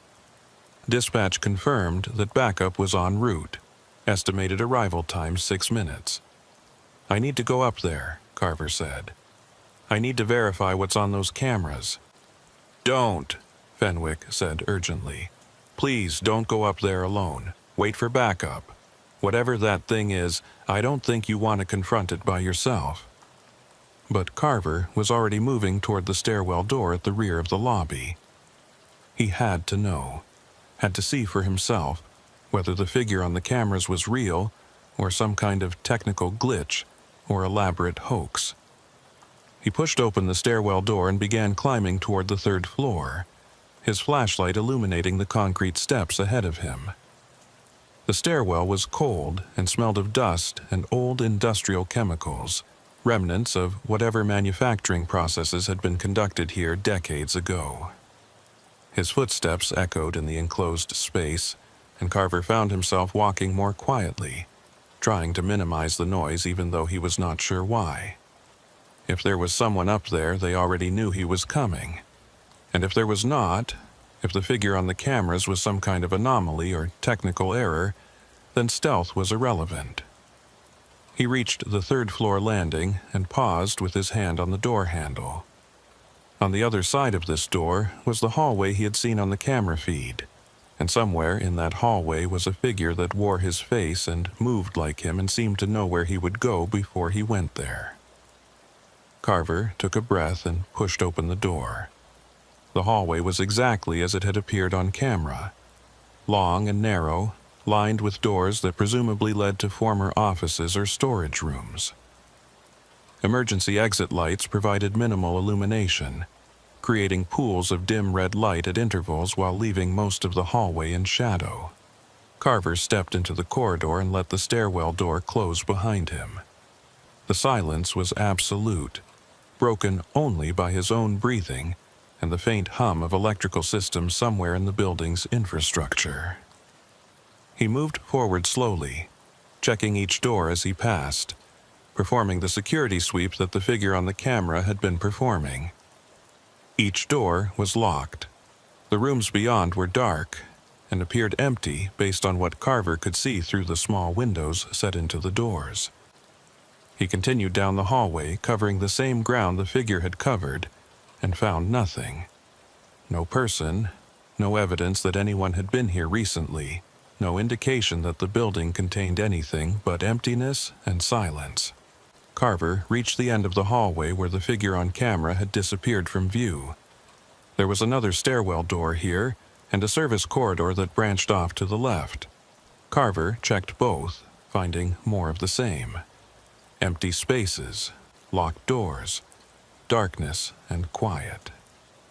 He returned to the main hallway and stood in the spot where the figure had been most clearly visible on the camera feed. If Fenwick was watching the live feed right now, he would see Carver standing in exactly the same position that the other figure had occupied. The thought made Carver's skin crawl. He pulled out his radio and contacted Fenwick. "I'm on the third floor. The hallway you showed me on camera. There's nobody here, nothing unusual." There was a pause before Fenwick responded, and when his voice came through the radio, it carried a note of barely controlled panic. "Officer Carver, you need to look at the cameras. You need to see what I'm seeing right now." "What are you seeing?" "I'm seeing both of you. You're standing in the hallway, and I can see you clear as day. But there's also another you, standing right next to you, so close you could touch it. It's looking at you, it's reaching toward you. Officer Carver, it's right there with you in that hallway." Carver spun around, his flashlight sweeping across the empty corridor. There was nothing there. He was alone in the hallway, completely alone, with no other person or figure or presence anywhere in sight. But according to Fenwick, according to what the cameras were seeing, there was something standing right next to him, close enough to touch, reaching toward him with Carver's own hand.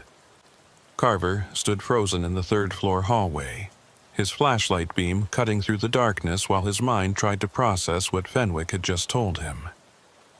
According to the security cameras, there was another version of him standing inches away, reaching toward him, but his eyes saw nothing except empty corridor. The contradiction between what the cameras recorded and what he could physically perceive created a cognitive dissonance so profound that for a moment Carver felt completely unmoored from reality. He swept his flashlight in a full circle, illuminating every angle of the hallway, and found nothing. He was alone, completely, verifiably alone. "Fenwick, I don't see anything. There's nothing here with me." The radio crackled with static before Fenwick's voice came through, tight with fear. "It's touching your shoulder now. Its hand is on your shoulder. Officer Carver, you need to get out of that hallway. You need to come back down here right now." Carver looked at his shoulder, half expecting to see a hand there despite knowing he would see nothing. His uniform was undisturbed. He felt no touch, no pressure, no indication that anything was making physical contact with him. But the certainty in Fenwick's voice was impossible to ignore. The security guard was watching something happen on those cameras, something that Carver could not perceive from his position inside the experience. The thought terrified him in a way that facing armed suspects or violent situations never had. This was a different kind of danger, one that operated outside the rules he had been trained to navigate. He heard footsteps on the stairwell, multiple sets, moving quickly upward. The backup units had arrived faster than expected, and Carver felt a surge of relief at knowing he was no longer alone in the building. The stairwell door burst open and 2 officers entered the hallway, their flashlights sweeping the space. Carver recognized them both. Officers Martinez and Kowalski from his precinct, both experienced patrol officers who had responded to industrial sector calls countless times. "Carver, you all right?" Martinez called out, approaching with his hand resting on his weapon. "Dispatch said you had a possible intruder." The security guard saw something on the cameras, someone moving through the building, but I've cleared this floor and found nothing. Kowalski was already checking doors, verifying what Carver had reported. "Building's supposed to be vacant, right? Just the one security guard?" "That's correct. But there's something you need to see on the camera feeds, something that doesn't make sense."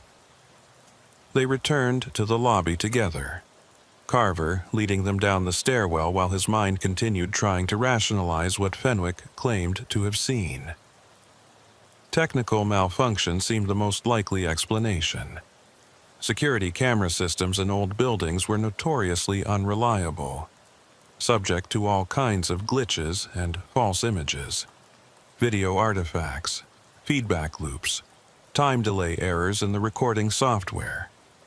Any of these could produce images that appeared anomalous but had perfectly mundane explanations.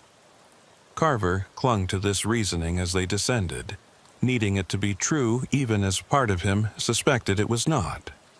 Fenwick was still at the security desk when they entered the lobby, but he had moved the visitor chair around so he could keep his back to the wall while watching both the entrance and the camera monitors simultaneously.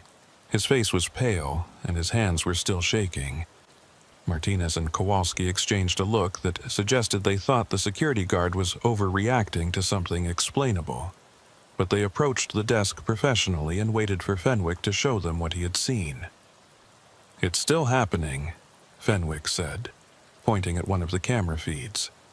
"Look at camera 7, 3rd floor hallway. That's where you just were, Officer Carver." They all looked at the indicated feed. The hallway appeared empty in the real-time video, exactly as Carver had found it during his search. Nothing moved in the frame. No figures, no anomalies, nothing that would suggest anything unusual was occurring. "I don't see anything," Martinez said. "Wait," Fenwick said. "Just watch. It comes and goes. Sometimes it's visible, sometimes it's not. But when it appears, you'll see it clearly." They watched the feed in silence for nearly a minute. The hallway remained empty and still. Carver was beginning to think that whatever Fenwick had seen had been a temporary glitch that had resolved itself when movement appeared in the frame. A figure walked into view from the left side of the screen, moving slowly down the hallway in the same methodical pattern that Carver had used during his sweep. The figure was wearing a police uniform, and when it turned slightly toward the camera, its face was clearly visible. It was Carver. Same features, same build, same way of moving. An exact duplicate captured on video, walking through a hallway that all 4 men in the lobby knew was currently empty. "Jesus Christ," Kowalski said, leaning closer to the monitor. "That's you, Carver. That's exactly you." Martinez pulled out his radio. "Dispatch, we need a supervisor to respond to the Kellner Manufacturing Building. We have a situation that requires immediate attention." While Martinez coordinated with dispatch, Carver continued watching the monitor. The figure that wore his face moved through the hallway, checking doors, shining a flashlight into rooms. Its movements were so precise, so identical to how Carver himself moved, that watching it felt like watching a recording of his own actions played back. But this was not a recording, this was happening in real time, captured by a camera that was showing something that physically was not there. "Can you pull up the other camera angles?" Carver asked Fenwick. "Show me everywhere this thing has appeared." Fenwick worked the controls, bringing up different feeds in sequence. The figure appeared on multiple cameras throughout the building, always in motion, always searching. 3rd floor, 2nd floor, basement level. It moved through the structure with purpose, as though following a specific route or looking for something particular. And on every camera, where it appeared clearly enough to make out details, the face was unmistakably Carver's face. Kowalski had pulled out his phone and was recording the monitor display, documenting what they were seeing. "This is going to sound crazy, but could this be some kind of prank? Someone wearing a mask or makeup to look like you? Maybe someone from another precinct who resembles you." "Look at the uniform details," Carver said, pointing at the screen. "Badge number, radio position, even the way my duty belt is configured. That's not someone who resembles me. That's exactly me down to the smallest detail. No one could fake that level of accuracy." Sergeant Maura Quinn arrived 20 minutes later, accompanied by a lieutenant from the precinct's detective squad, whose name Carver did not immediately recall. They conducted their own inspection of the camera feeds while the patrol officers provided their accounts of what they had witnessed. Quinn's expression remained neutral and professional throughout, but Carver could see the concern in her eyes when she watched the figure moving through the building on camera. "Show me the live feed and the recorded footage side by side," Quinn said to Fenwick. "I want to see if there's any pattern to when this appears." Fenwick pulled up both displays, splitting the screen so they could watch real-time video alongside the earlier recordings. The differences were immediately apparent. In the recorded footage from before Carver's arrival, the figure appeared frequently and remained visible for extended periods, sometimes for minutes at a time. In the current live feeds, the figure appeared only briefly, flickering in and out of visibility, showing up for a few seconds before vanishing again.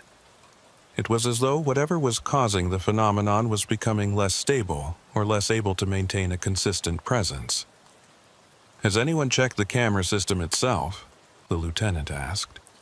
"Verified that the equipment is functioning properly?" "I can tell you the system is old," Fenwick said.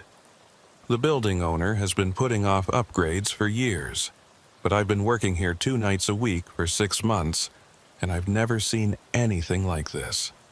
No glitches, no video artifacts, nothing unusual until tonight." Quinn made the decision to bring in a technical specialist to examine the security camera system, someone who could determine whether the images were being produced by equipment malfunction or software errors. She also ordered a complete search of the building by multiple units, room by room, floor by floor, to verify that no one was actually present inside the structure. If there was a rational explanation involving an intruder who was somehow avoiding detection, they would find it through systematic procedure. Over the next 2 hours, the Kellner Manufacturing Building was subjected to the most thorough search Carver had participated in during his career. 8 officers swept through every accessible space, checking storage rooms and offices, examining the old manufacturing floors with their abandoned equipment still bolted to concrete floors, investigating the basement level where heating systems and electrical infrastructure created a maze of utility corridors. They found no one, no evidence of recent human presence, no signs that anyone had been in the building besides Fenwick, who had entered through the main door and had not left the lobby area until the panic button activation. The building was empty, completely, verifiably empty. Yet the figure continued to appear on the security cameras, sometimes on the third floor, sometimes in the basement, once in a stairwell where it stood motionless for almost a full minute before fading from view. Each appearance was documented by multiple officers who watched the feeds in real time, confirming that what they were seeing was not the result of individual hallucination or misperception. The cameras were capturing something, and that something consistently resembled Officer Hollis Carver. The technical specialist arrived at 3 a.m, a civilian contractor named Raymond who worked with the city on security system installations and repairs. He spent an hour examining the camera equipment, checking connections, reviewing system logs, and running diagnostics on the recording software. His conclusion was frustrating in its ambiguity. The equipment was old and not particularly reliable, prone to occasional glitches and image artifacts, but the images they were seeing did not match any standard malfunction pattern. They were too clear, too consistent, too detailed to be explained by technical failure alone. Raymond suggested that someone might have hacked the system and was feeding false video into the cameras, but he could find no evidence of unauthorized access or network intrusion. Honestly, Raymond said, closing his diagnostic laptop with a bewildered expression, I can't explain what's causing this. The system is functioning within normal parameters. There's no evidence of tampering or hacking. If I didn't know better, I'd say the cameras are simply recording what they're seeing. But obviously, that's impossible if no one is actually in the building. Quinn pulled Carver aside while the technical specialist was packing up his equipment. I'm sending you home for the rest of the shift. You're too close to this situation, and I need you to have some distance before we figure out what's happening here. I'm fine to work, Carver protested, though he was not sure that was true. The past few hours had left him feeling disoriented and exhausted in a way that went beyond physical fatigue. That's not a request. You're done for tonight. Martinez and Kowalski can finish out the shift. I want you to go home, get some rest, and come in tomorrow afternoon to give a formal statement. We're documenting everything about this incident for the case file. Carver wanted to argue, but he recognized the futility of it. Quinn was right. He was too emotionally involved in the situation to maintain the professional distance required for effective police work. He collected his equipment and left the Kellner building as dawn was beginning to break over Queens. The drive home through the early morning traffic felt surreal, as though he was moving through a city that was familiar but somehow fundamentally different from the one he had known before tonight. He lived in a second-floor apartment in Astoria, a neighborhood that had gentrified significantly over the past decade, but still retained traces of its working-class immigrant roots. His apartment was small and sparsely furnished, the living space of someone who spent more time working than at home. Carver had never bothered to make it comfortable or personalized. It was simply a place to sleep between shifts, nothing more. But now, entering the quiet apartment after the strangeness of the Kellner building, he felt a desperate need for the reassurance of familiar surroundings. He tried to sleep, but found it impossible. Every time he closed his eyes, he saw the figure on the security monitor, wearing his face, moving through empty hallways. He thought about Fenwick's description of the figure reaching toward him, touching his shoulder, while he had felt nothing. The idea that something could be interacting with him, making contact, without his ability to perceive it, created a paranoia that was difficult to shake.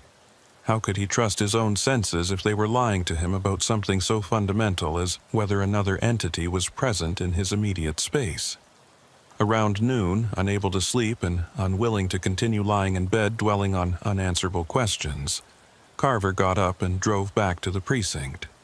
He was not scheduled to come in for several more hours, but sitting in his apartment alone with his thoughts felt worse than facing whatever awaited him at work. He found Quinn in her office reviewing incident reports on her computer. "You're early," she said, glancing up as Carver knocked on her open door. "I told you to come in this afternoon." "I couldn't sleep. Kept thinking about what happened at the Kellner building. Has there been any update?" Quinn gestured for him to sit down and closed her office door for privacy. The technical specialist submitted his report, inconclusive, as expected. The detective squad is treating it as an unexplained incident, but not necessarily criminal activity. No evidence of breaking and entering, no property damage, no theft. Just a lot of strange video footage that no one can adequately explain. "What about the security guard, Fenwick? How's he handling this?" Secure Watch pulled him from the Kellner assignment.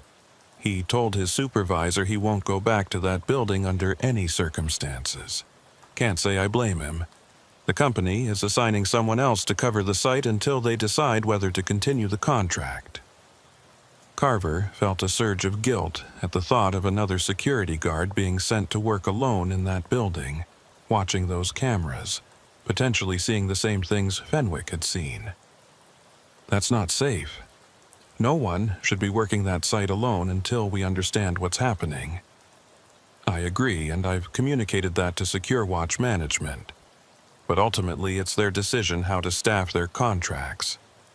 Our responsibility is to investigate criminal activity, and so far there's no evidence that any crime has been committed.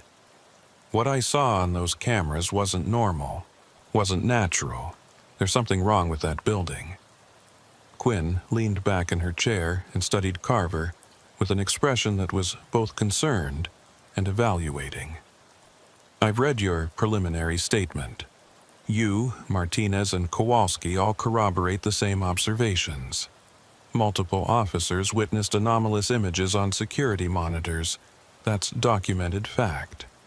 But Officer Carver, I need to ask you directly. Do you believe what you saw was real? Not the video feeds, but the underlying reality. Do you think there was actually something in that building with you?" Carver considered the question carefully before answering. What he believed was complicated. He had seen the images on the monitors with his own eyes, had watched himself moving through empty hallways in real time. But he had also physically searched those same hallways and found nothing. The evidence contradicted itself, leaving no coherent narrative that made sense. "I believe the cameras recorded something," Carver finally said. "Whether that something was actually present in physical space or exists in some other form that cameras can detect but human perception cannot, I don't know, but I don't think this is over. Whatever is happening at the Kellner building, I don't think it's finished." Quinn's expression suggested she agreed with this assessment but was reluctant to say so directly. "I want you to take tomorrow night off. Full day of leave. Give yourself time to process this experience before you return to regular patrol duties. That's an order, not a suggestion." Carver accepted the order without argument. He spent the rest of that afternoon at the precinct, giving his formal statement to the detective handling the case file and reviewing the video footage that had been copied from the Kellner building's security system. Watching the recordings on a precinct computer in the afternoon daylight should have made them less disturbing, but the opposite was true.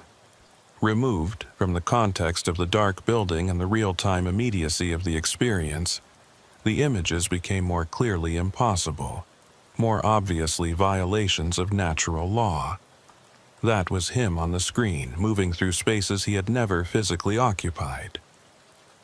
Not someone who looked like him, but him. And no amount of technical analysis or rational skepticism could change that fundamental fact. He drove home as the sun was setting, the city transitioning from day to night, and felt a growing dread about what might happen after dark.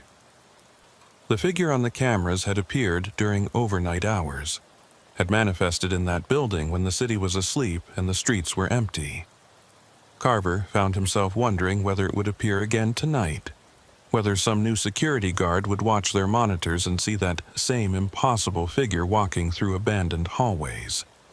And he wondered, with a fear that was both irrational and utterly convincing, whether the figure would remain confined to the Kellner building, or whether it might appear elsewhere, might follow him somehow, might show up on other cameras in other locations, wearing his face and moving through his city like a shadow he could not escape. Carver spent his mandated day off in a state of restless anxiety that made sleep impossible and concentration on any normal activity feel absurd. He tried watching television, tried reading, tried going for a walk through his neighborhood, but every activity felt hollow and meaningless in the shadow of what he had experienced at the Kellner building.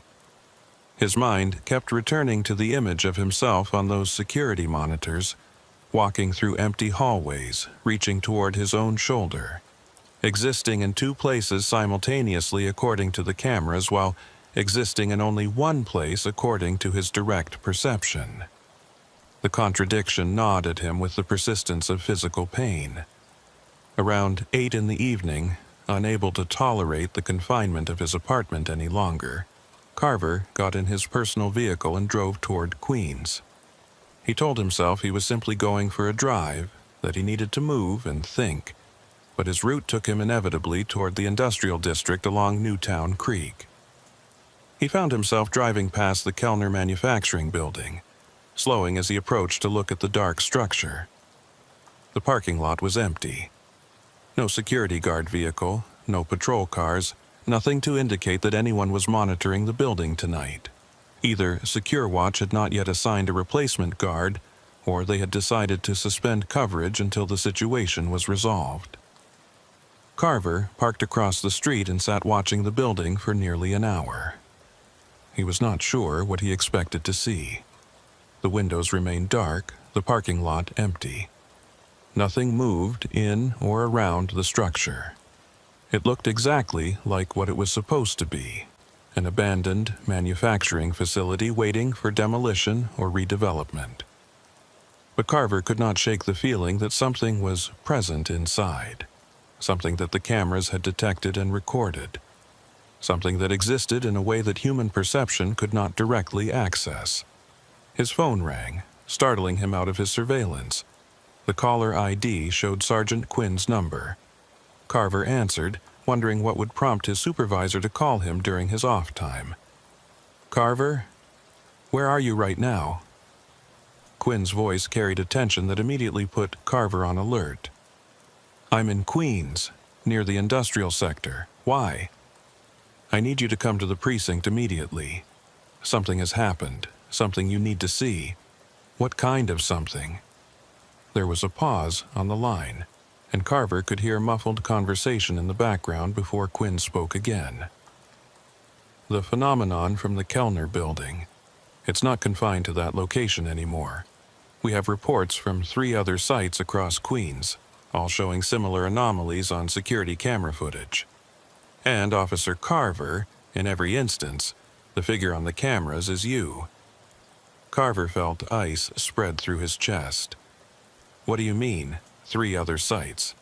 "A warehouse on Northern Boulevard, a parking garage in Long Island City, and a storage facility in Maspeth. All 3 locations called in reports within the past 2 hours. Their security systems are showing a police officer moving through their buildings during times when no officer is present. The descriptions all match you. We need you to come in and help us figure out what's happening." Carver drove to the precinct with his mind racing through possibilities, each more disturbing than the last. If the phenomenon was no longer isolated to the Kellner building, if it was appearing at multiple locations simultaneously, then whatever explanation might have applied to a single site broke down entirely. Technical malfunction could not account for unconnected security systems in different buildings, all producing the same anomalous images at the same time. This was something else, something that transcended the boundaries of individual locations and suggested a pattern or purpose that Carver could not begin to understand. The precinct was unusually busy for a weeknight when Carver arrived. Multiple patrol units were in the parking lot, and he could see officers coming and going from the building with the kind of urgent energy that accompanied major incidents. He found Quinn in the Situation Room, a conference space normally used for briefings that had been converted into a temporary command center. Large monitors had been set up displaying security camera feeds from multiple locations, and a dozen officers were gathered around them, watching and documenting what they showed. Quinn saw Carver enter and gestured him over. "We've been coordinating with the businesses that reported the incidents. They've given us remote access to their security system so we can monitor in real time. What you're about to see is happening right now across 4 different locations in Queens." Carver looked at the monitors and felt his sense of reality tilt sideways. Each screen showed security footage from a different building, but the same figure appeared in all of them. Carver in his uniform, moving through warehouses and parking structures and storage facilities, conducting what appeared to be systematic searches of each location. The movements were identical across all 4 sites, as though the same sequence of actions was being replayed simultaneously in multiple places. The figure would check a door, move down a hallway, examine a corner, then disappear from one camera's view only to appear on another, maintaining a consistent pattern that Carver recognized as his own search methodology. "How long has this been going on?" Carver asked, unable to look away from the screens. First report came in at 1900 hours from the warehouse on Northern Boulevard. Security guard there was doing his rounds and noticed unusual activity on his monitors. He called it in, thinking it might be an unauthorized person on the property. Responding unit confirmed no one was present, but the images persisted on the cameras. Since then, 2 more locations have reported similar activity. We're working under the assumption that there may be additional sites experiencing the same phenomenon but haven't reported it yet. One of the detectives in the room, a veteran named Halloran, whom Carver knew by reputation, turned from the monitors to address Quinn. "Sergeant, we've documented over 2 hours of footage across all 4 locations. The figure appears consistently, never deviating from the search pattern. But here's what I find particularly disturbing. Each location where the figure has appeared is a site that Officer Carver has responded to for legitimate calls within the past 6 months. The Kellner building, yes, but also these other 3. He's been to all of them in the course of his regular patrol duties." Carver felt a chill run through him. "You're saying this thing is appearing at places I've actually been? Places I've worked?" "That's what the response logs indicate.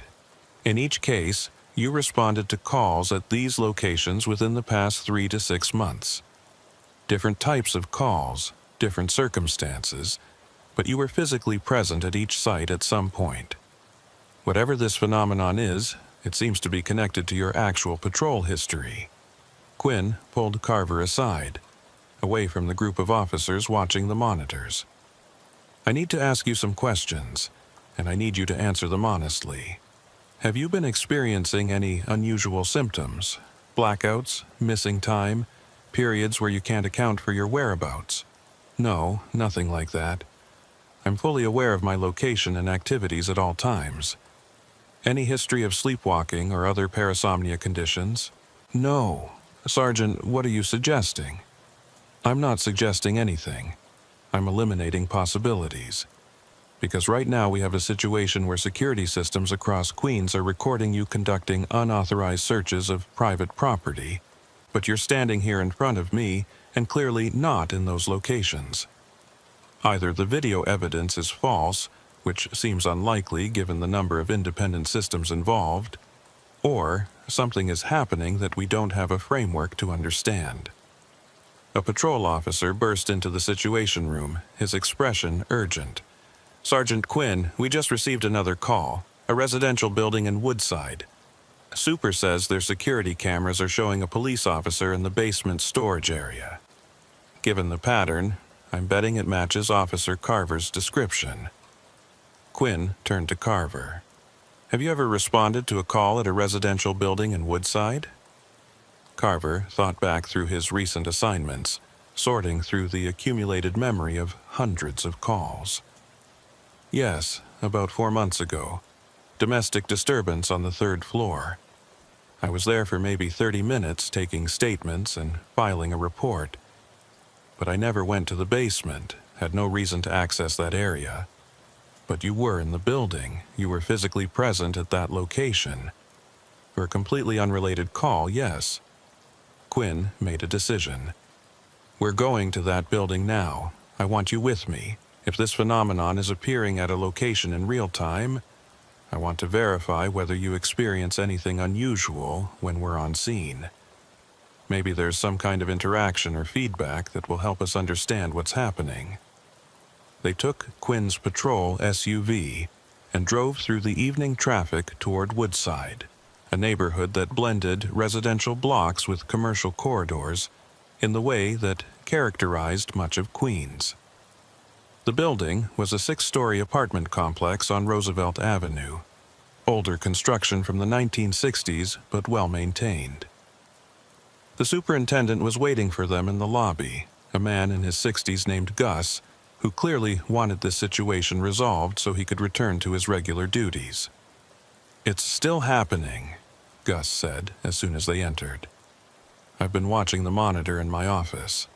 That cop is down there right now, walking around the storage cages, checking locks. But I went down there myself 10 minutes ago and there's nobody there. Place is empty. He led them to his office, a small room off the lobby that held a desk, filing cabinets, and a security monitor showing feeds from cameras throughout the building. The basement camera showed exactly what Gus had described. The figure that wore Carver's face was moving through a corridor lined with storage cages, examining each one methodically. The image quality was not as clear as the commercial security systems, but the resemblance was unmistakable. How long has your system been showing this? Quinn asked. Started maybe 45 minutes ago.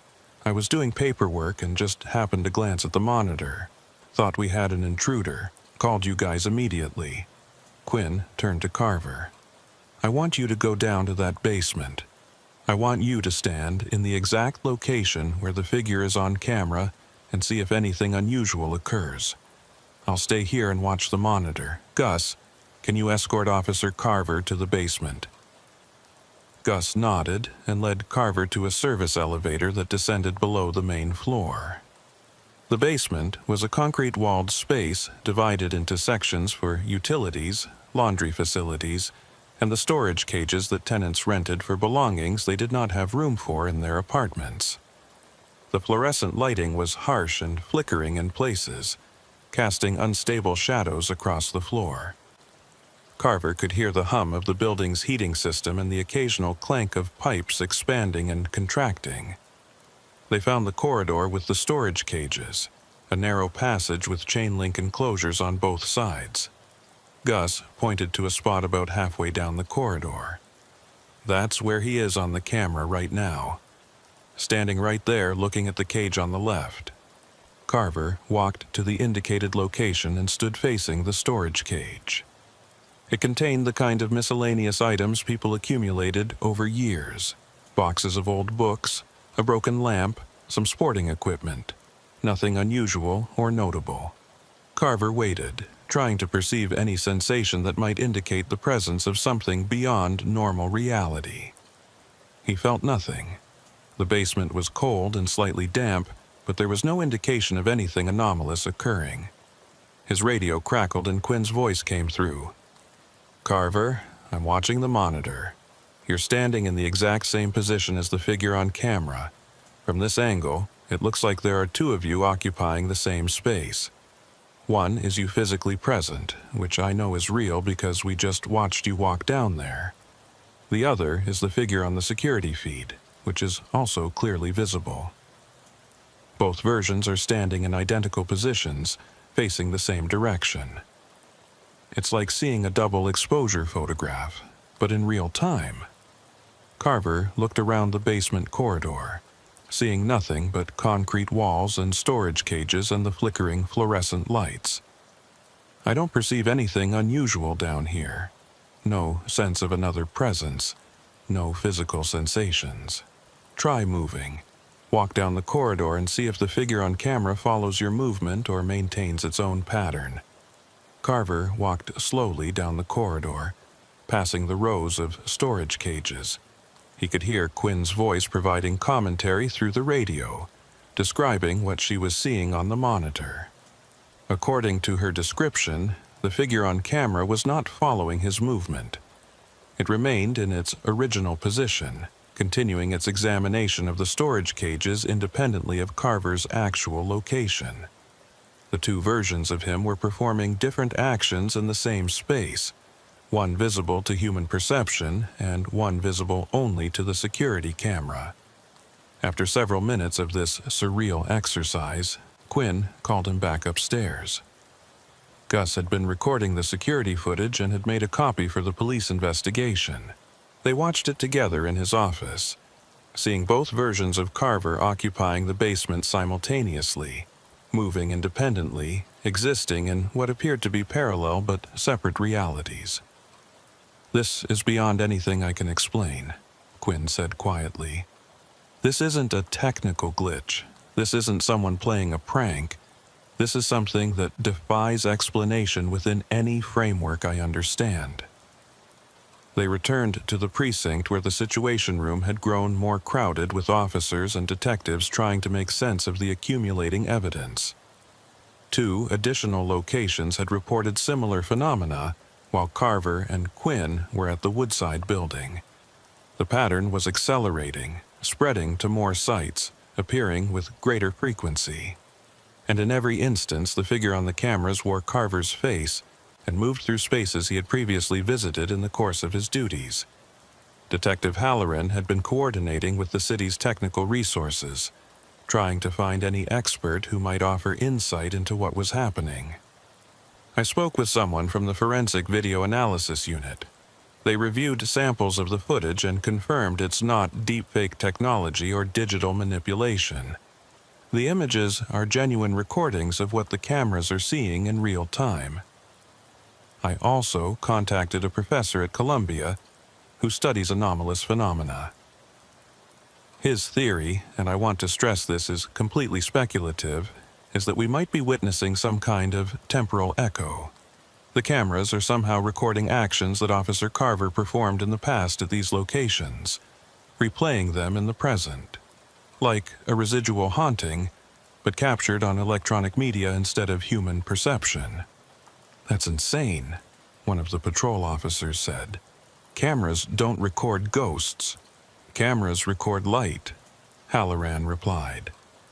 "If something is emitting or reflecting light in a way that our eyes can't perceive, but camera sensors can, then yes, cameras might record things that appear invisible to human observation.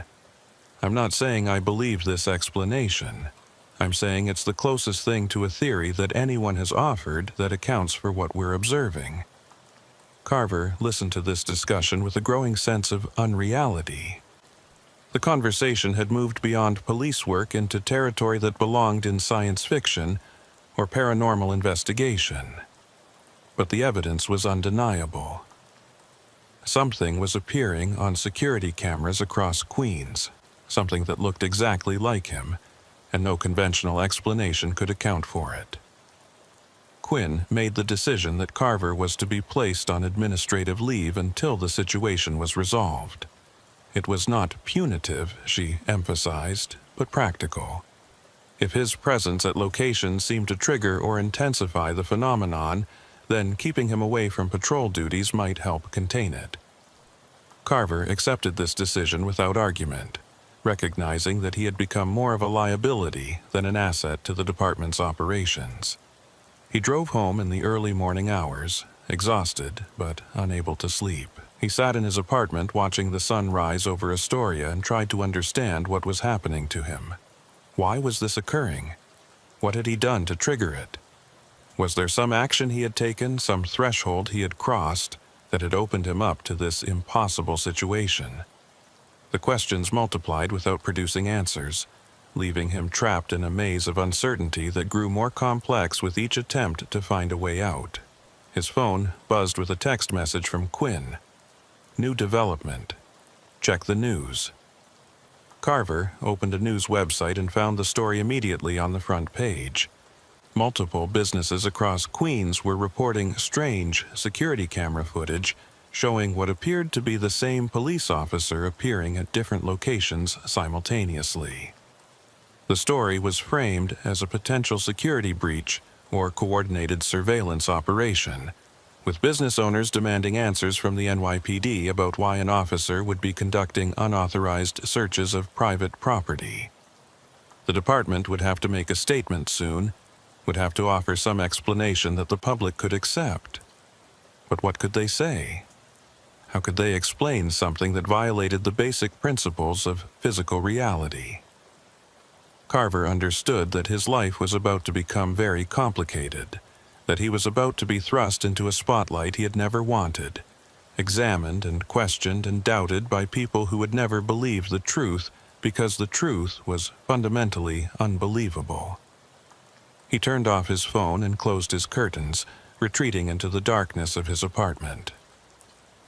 Outside, the city continued its normal operations. Millions of people going about their lives in a reality that made sense. But Carver was no longer part of that reality. He had slipped sideways into something else, some parallel existence where the rules did not apply, and the boundaries between possible and impossible had dissolved. And he had no idea how to find his way back. The NYPD held a press conference 3 days after the phenomenon began spreading across Queens. Carver watched it from his apartment on a news live stream, seeing the department spokesperson stand behind a podium and deliver carefully crafted statements that acknowledged the security camera incidents while offering no real explanation for them. Technical anomalies were being investigated.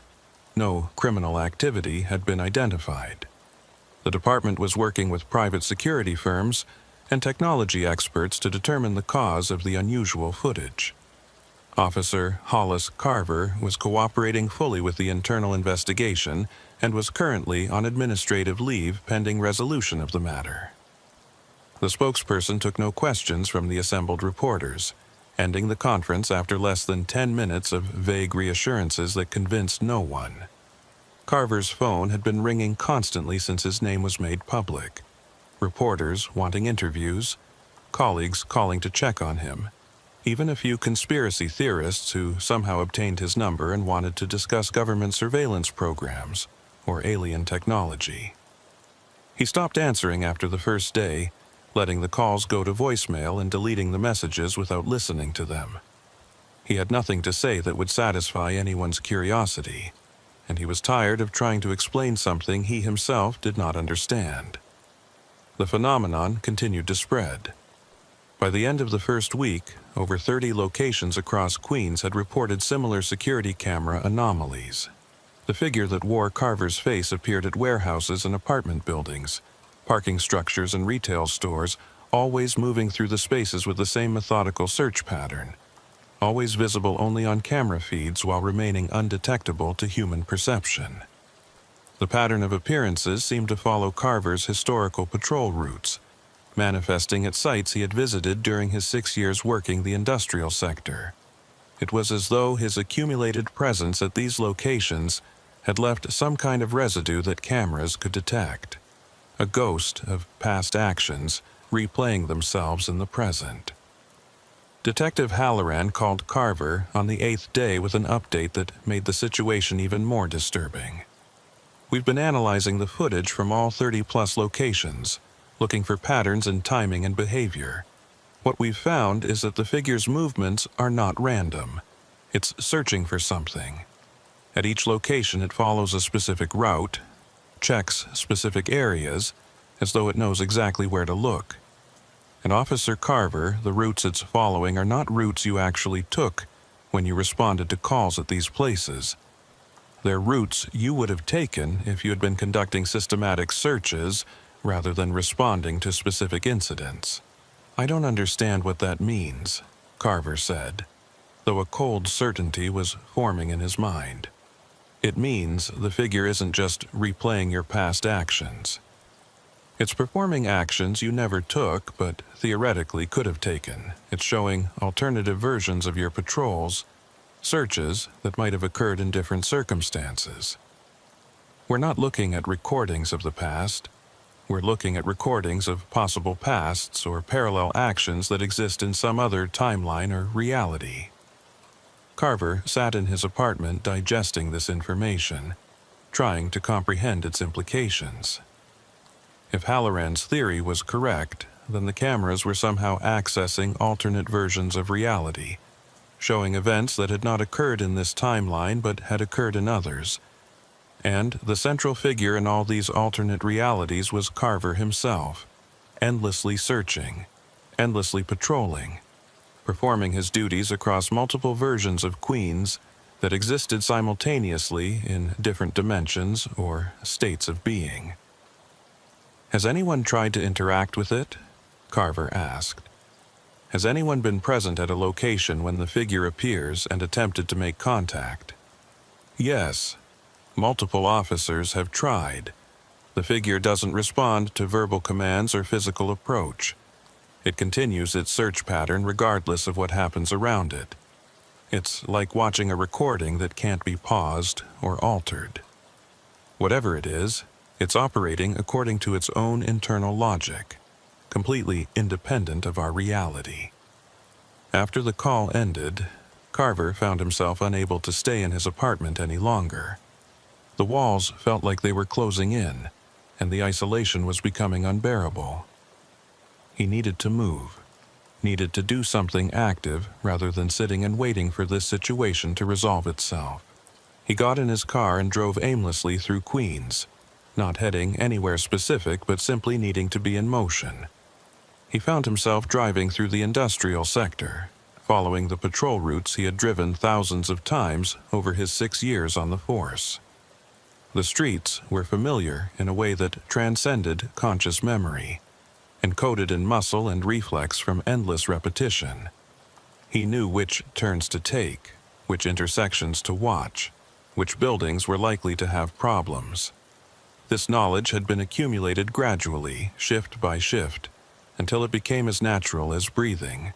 And now that accumulated presence was somehow manifesting on security cameras across the borough. His past self or alternate self or whatever it was appearing at all the places he had been, conducting searches he had never performed but might have performed under different circumstances. Carver pulled over near the Kellner Manufacturing Building where this had all started. The structure looked abandoned and forgotten in the afternoon light, no different from dozens of other industrial buildings in the area. But this was where Fenwick had first seen the figure on camera, where Carver had climbed to the 3rd floor and stood in a hallway while the cameras recorded 2 versions of him occupying the same space.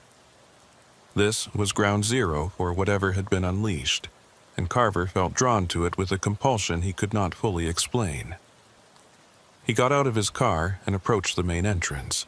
The doors were still locked, the building still vacant. But as Carver stood looking at the dark windows, he saw movement on the 3rd floor.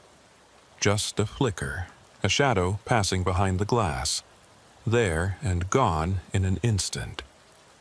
He stared at the window, waiting for it to appear again, but saw nothing more. Probably just a trick of light, a reflection or illusion produced by the angle of the sun. But Carver could not shake the feeling that something was inside that building, something that existed in the spaces between what cameras recorded and what eyes could see. His phone rang. Quinn's number. He answered, expecting another update about the investigation or a request for additional information. Instead, Quinn's voice carried an urgency that immediately alarmed him. "Carver, where are you right now?" "I'm at the Kellner building. Why?" "You need to leave that location immediately. We just received a report from the building owner's insurance company. They sent a contractor to inspect the structure this morning as part of their coverage review. The contractor found something in the basement that we need to investigate. A room that's not on the building plans. A space that shouldn't exist according to the architectural records.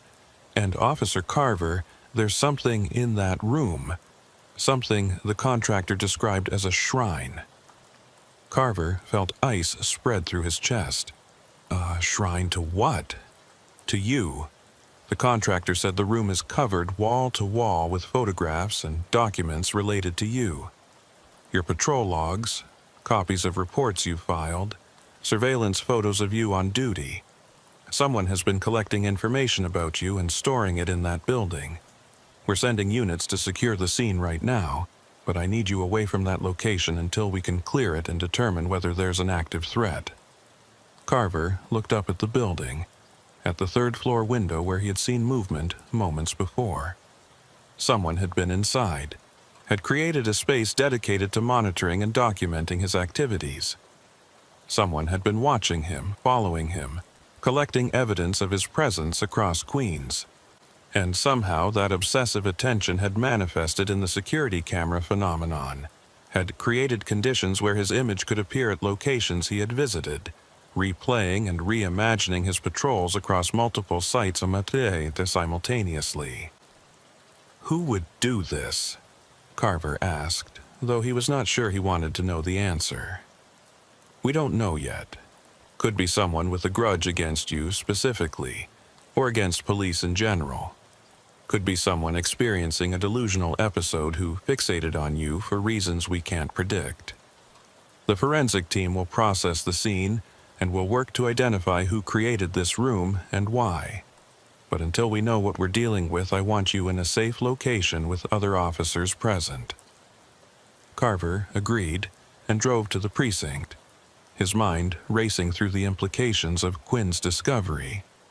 Someone had been obsessively documenting his work, creating a shrine to his patrol activities in the basement of an abandoned building.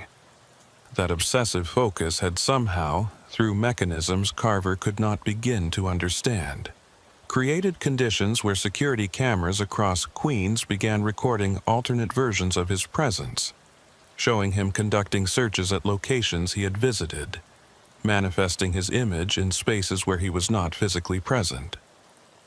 The cameras were not malfunctioning or being hacked. They were recording something real, some kind of psychic or quantum resonance that had been generated by someone's intense attention to Carver's existence. The forensic team processed the hidden room in the Kellner building over the next 48 hours, documenting thousands of photographs and hundreds of pages of handwritten notes that detailed Carver's movements over the course of several years. The level of surveillance was extraordinary, suggesting someone with significant resources and time had devoted themselves entirely to following and recording Carver's activities. But despite the wealth of evidence, no identification of the person responsible emerged. The handwriting could not be matched to any known individual. The photographs had been taken with a common camera model that could not be traced. The room itself had been constructed secretly, accessed through a service corridor that the building owner had not known existed. Whoever had created this shrine had done so with paranoid attention to remaining anonymous.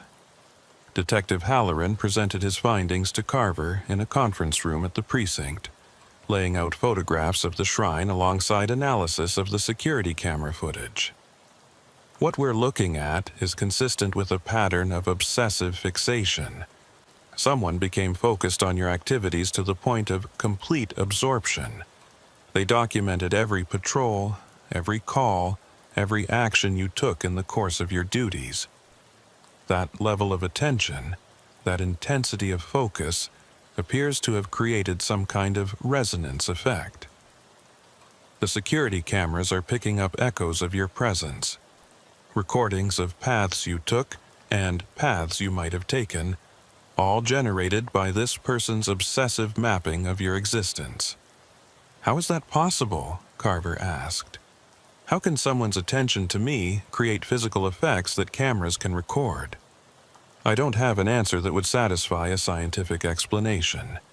But there are theories in quantum mechanics about how observation affects reality, how the act of measuring something changes its state. If consciousness can affect quantum systems at microscopic scales, maybe intense focused attention can affect reality at larger scales in ways we don't normally detect. The cameras might be sensitive to these effects in ways that human perception is not, recording changes in reality that are too subtle for us to see directly, but are captured by electronic sensors. It was the closest thing to an explanation that anyone had offered, though it raised more questions than it answered. Carver left the conference room feeling no closer to understanding what had happened to him than he had been when this started. The shrine had been discovered and documented, but its creator remained unknown. The security camera phenomenon continued unabated, with new locations reporting sightings of the figure every day. Carver's image was now appearing at sites across not just Queens, but also Brooklyn and Manhattan, spreading beyond the boundaries of his actual patrol sector to encompass the entire city. The department kept Carver on administrative leave indefinitely, unable to return him to active duty while his image continued to appear on security cameras throughout the 5 boroughs. He became a subject of intense media speculation, with theories ranging from secret government experiments to alien abduction to mass hallucination induced by some unknown toxin. None of the theories came close to capturing the reality of what Carver had experienced. The profound disorientation of seeing yourself exist in multiple places simultaneously, of knowing that your presence had been recorded and replicated across the city in ways that defied explanation. Weeks passed. The phenomenon did not stop or diminish. If anything, it intensified, with the figure appearing more frequently and at more locations. Carver stopped watching the news coverage and avoided reading the speculation online. He existed in a state of suspended animation, neither fully part of normal reality nor able to escape into some alternative explanation that would make sense of his situation. He was trapped in limbo, watching himself perform duties he could no longer actually perform, seeing his image conduct patrols he was no longer authorized to make. 3 months after the initial incident at the Kellner building, Carver received a call from Detective Halloran with news that changed everything. "We found something in the shrine, something we missed during the initial processing, hidden behind a false panel in one of the walls. It's a journal, handwritten, hundreds of pages. The person who created that room documented everything, including their reasoning and methodology. Officer Carver, I think you need to read this. It explains what's happening and why." Carver met Halloran at the precinct and was given a copy of the journal, the original being held as evidence. He took it back to his apartment and spent the entire night reading it, following the thoughts of someone whose identity remained unknown, but whose obsession with Carver was documented in excruciating detail. The journal writer claimed to have developed a method for imprinting consciousness onto physical space, for creating permanent records of observation that would persist beyond the observer's direct presence. By documenting Carver's patrols with obsessive precision, by photographing and mapping every movement, the writer believed they were creating a form of immortality, preserving Carver's actions in a way that would outlast physical death. The journal's final entries described a ritual performed in the hidden room, a process of sustained meditation and focused attention intended to permanently bind Carver's recorded presence to the locations he had patrolled. The writer claimed this binding had been successful, that Carver's image would now appear eternally on any surveillance system that captured those locations, a ghost of observation that would never fade. The journal ended abruptly, mid-sentence, as though the writer had been interrupted or had simply stopped writing without completing their final thought. Carver read the journal twice, trying to understand the mindset of someone who would devote years of their life to such an endeavor. The obsession was clear, but the motivation remained opaque. Did the writer admire Carver, fear him, simply find him a convenient subject for their experiment in consciousness preservation. The journal provided no clear answer, leaving Carver with the unsettling knowledge that someone had fundamentally altered his existence without his knowledge or consent, had bound him to the city in ways that could not be undone. Detective Halloran's attempts to identify the journal's author led nowhere.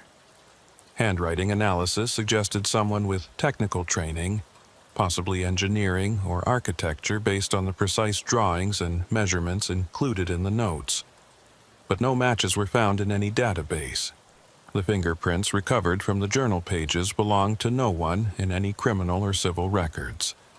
The person who had done this had successfully remained anonymous, leaving behind only their work and its permanent consequences. Carver resigned from the NYPD 4 months after the phenomenon began. He could not return to active duty, and continuing on administrative leave felt like existing in a purgatory that served no purpose. The department accepted his resignation with the kind of relief that came from resolving a problem that had no good solution. They provided him with his pension benefits and a letter of recommendation that carefully avoided mentioning the circumstances of his departure. Carver left the precinct for the last time on a cold January afternoon, walking out into a city that he no longer belonged to in the same way he once had. He moved out of Queens entirely, relocating to a small town upstate where he had no history and no accumulated presence. He found work in private security, a job that kept him away from patrol duties and surveillance systems. He tried to build a life that did not involve the constant awareness of his duplicated self appearing on cameras throughout New York City. But he could not escape the knowledge that somewhere in Queens, in Brooklyn, in Manhattan, security systems were still recording his image, still showing him conducting eternal patrols through buildings he would never enter again.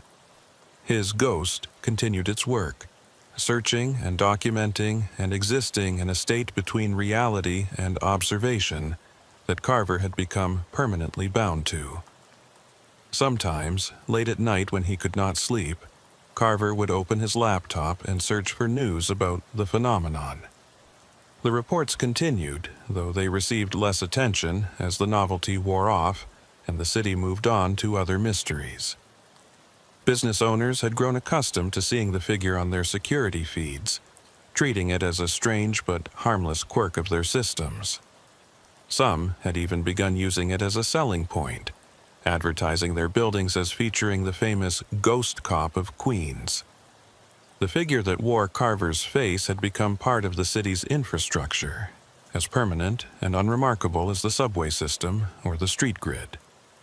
Carver tried not to think about what this meant for his existence, tried not to dwell on the fact that a version of him would continue performing duties he had abandoned, patrolling streets he no longer walked, existing in electronic perpetuity long after his physical body had died. He tried to focus on his new life in his new town, but the awareness was always there, just beneath the surface of his thoughts. He had been bound to the city in ways that transcended physical presence, and that binding would never break. 1 year after the initial incident, Carver received an envelope in the mail with no return address. Inside was a single photograph, taken from a security camera, showing him standing in the third-floor hallway of the Kellner Manufacturing Building. But in this photograph, taken just days earlier, according to the timestamp, Carver was not alone. 2 figures stood in the hallway. One was the familiar ghost that had appeared on cameras throughout the city. The other was Carver himself, his physical self, standing in a location he had not visited in over a year. Both versions of him were looking directly at the camera, both wearing identical expressions that Carver could not quite interpret. Recognition, perhaps, or warning, or some communication from a version of himself that existed in the space between observation and reality. Carver did not return to the city to investigate. He placed the photograph in a drawer and tried to forget about it, though he knew forgetting was impossible. The photograph was a message from his duplicated self, proof that the phenomenon had evolved beyond its initial parameters. The figure was no longer confined to historical patrol routes or buildings Carver had actually visited. It was appearing in new locations, expanding its territory, operating according to logic that had nothing to do with Carver's actual choices or movements. It had become autonomous, a version of him that existed independently, pursuing its own objectives in its own reality. Years would pass. Carver would age and change, building a life in his small upstate town that bore little resemblance to his years as a police officer in Queens. But in the city, his ghost would continue its eternal patrol, appearing on security cameras in an ever-expanding network of locations, searching and documenting and existing in a state that was neither fully present nor fully absent. People who encountered it on their security feeds would wonder about the story behind it, would speculate and theorize and eventually accept it as just another unexplained phenomenon in a city full of mysteries that defied explanation. And sometimes, in moments of weakness or curiosity, Carver would check the online forums where people discussed sightings of the ghost cop. He would read their theories and their analyses, their attempts to understand what they were seeing. He never posted or contributed to these discussions, never revealed his identity or shared his knowledge of the phenomenon's origins. He remained silent, watching from a distance as his duplicated self performed duties he had abandoned, existing in a reality he could no longer access but could never fully escape. He was bound to the city through observation, through the obsessive attention of someone who had seen him and decided to preserve him, to make him eternal in the only way they knew how. And that binding would persist long after Carver's physical death. His image continuing to appear on cameras throughout New York, a permanent ghost of observation that would never stop searching, never stop patrolling, never stop existing in the liminal space between what was real and what was recorded.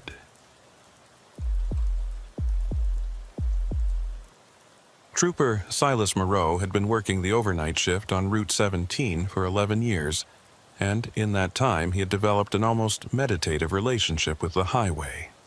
The road cut through the Catskill Mountains in a series of long curves that demanded constant attention during daylight hours, but became hypnotic at night when traffic thinned to nearly nothing. Most troopers hated the isolation of highway patrol, the endless hours of driving through darkness with only the radio for company and the occasional traffic stop to break the monotony. But Moreau found something peaceful in it, a kind of solitude that allowed him to think clearly in ways that the chaos of urban policing never permitted. Out here on the highway, problems were straightforward. Speeders, drunk drivers, mechanical failures, accidents. The work followed predictable patterns, and Moreau had learned to read those patterns the way other people read books. The call came through dispatch at 2:37 on a Thursday morning in late November. A motorist had used the emergency call box at mile marker 84 to report a disabled vehicle blocking the right lane. The caller had provided minimal information before the connection dropped, which was not unusual in this part of the mountains where cell coverage was spotty and the old call box system was the most reliable way to summon help. Moreau was 15 miles south of the location, finishing up paperwork on a routine traffic stop, when he acknowledged the call and turned north toward mile marker 84. The night was unusually foggy for this time of year, a thick ground fog that reduced visibility to less than 100 feet and made the highway's white lane markers barely visible. Moreau drove slowly, his emergency lights off to avoid creating glare in the fog, watching for the disabled vehicle that should be somewhere ahead. Traffic was non-existent at this hour. He had not passed another vehicle in over 20 minutes, which meant whoever had called in the disabled car was either still with their vehicle or had managed to get a ride from someone else before Moreau arrived. He reached mile marker 84 and found nothing. No disabled vehicle, no person waiting by the roadside, No debris or signs of mechanical failure. Moreau pulled onto the shoulder and activated his emergency lights, then exited his vehicle to check the area more thoroughly. The fog swirled around him in the red and blue strobe of his light bar, creating disorienting patterns that made it difficult to judge distances. He walked along the shoulder in both directions, checking for any evidence that a vehicle had been here recently. Tire marks, fluid leaks, personal items that might have been left behind. He found nothing. Moreau returned to his patrol vehicle and radioed to dispatch to report that the location was clear.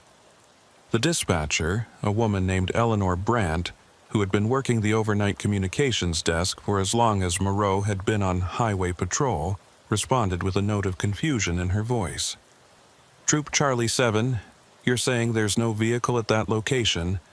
The call came in less than 10 minutes ago. Caller reported a sedan blocking the right lane." "That's affirmative, dispatch. I've checked both directions from mile marker 84. Nothing on the road, nothing on the shoulder. Either the caller was mistaken about the location, or the vehicle was moved before I arrived." "Copy that, Charlie 7. I'll note it in the log. Call box at that location has been problematic lately. We've had several false activations over the past few weeks. Maintenance is supposed to check it out, but they keep pushing it back." Moreau was about to acknowledge and clear the call when his headlights caught movement in the fog ahead. A figure was walking along the shoulder, moving slowly toward him. Moreau immediately tensed, his hand moving instinctively toward his service weapon. People on foot on the highway at night were almost always in some kind of distress or danger, and approaching them required caution. He activated his spotlight and aimed it at the figure, calling out through his vehicle's PA system. "This is New York State Police. Stop where you are and show me your hands." The figure stopped walking and raised both hands, palms out, in a gesture of compliance. Moreau could see now that it was a woman, maybe in her 30s or 40s, wearing what appeared to be a light jacket, inadequate for the November cold. She was not dressed for walking along a highway at night. No reflective gear, no flashlight, nothing that would make her visible to passing vehicles. Moreau exited his patrol car and approached her carefully, his flashlight in one hand. "Ma'am, are you all right? Do you need assistance?" The woman lowered her hands slowly and looked at him with an expression that was difficult to read in the poor lighting and fog. She appeared disoriented, possibly in shock. "My car broke down. I called for help, but no one came. I started walking to find a phone. Where's your vehicle?" She pointed back the way she had been walking toward the north. "About a mile that way, maybe less, I'm not sure. Everything looks the same in this fog." Moreau noticed several things about the woman that triggered his professional instincts. Her clothing was damp but not soaked, despite the heavy fog. Her shoes were inappropriate for walking on a highway shoulder, thin-soled flats that would have been uncomfortable after any significant distance. Most notably, she showed no signs of cold despite wearing only a light jacket in temperatures that were well below freezing. No shivering, no visible breath vapor, no reddening of exposed skin from the cold air. "What's your name, ma'am?" "Eleanor. Eleanor Brandt." Moreau felt something cold settle in his chest at the name. Eleanor Brandt was the dispatcher he had just been speaking with, currently sitting at her communications desk 15 miles away at the troop barracks. This woman could not be Eleanor Brandt, unless there was some extraordinary coincidence of names. But the specific combination of first and last name, spoken without hesitation, made coincidence seem unlikely. "Can I see some identification, please?" The woman reached into her jacket pocket and pulled out a driver's license, handing it to Moreau. He examined it under his flashlight. The license showed a New York State ID with a photograph that matched the woman standing in front of him. The name was indeed Eleanor Brandt, with an address in Kingston, about 40 miles south of their current location. The license had expired. Not recently, but 20 years ago. The expiration date was November 2004. Ma'am, this license is expired. Do you have current identification? Eleanor looked at the license in his hand with confusion. That can't be right. I just renewed it last month. There must be some mistake. Moreau's training had prepared him for many types of encounters with distressed motorists. But this situation was falling outside those parameters in ways that made him increasingly uneasy. He radioed dispatch, keeping his voice calm and professional, even though his instincts were screaming that something was very wrong. Dispatch, Charlie 7. I've made contact with a female pedestrian at mile marker 84. She states her vehicle is disabled approximately 1 mile north of this location. I'm going to transport her to her vehicle and assess the situation. Can you run a license check for me? Eleanor Brandt, date of birth shows as March 15, 1969. There was a long pause before the dispatcher, the real Eleanor Brandt, responded. When she did, her voice carried a note of shock that even her professional training could not fully conceal. Charlie 7, did you say Eleanor Brandt? Can you confirm that name? Affirmative. Eleanor Brandt. License shows an address in Kingston. Another pause, longer this time. Moreau could hear typing in the background, the sound of someone searching databases. Finally, Eleanor's voice came back, and now it was tight with something that might have been fear or disbelief. Trooper Moreau, I need you to be very careful with that individual. That name is flagged in our system. There's a notation from 20 years ago.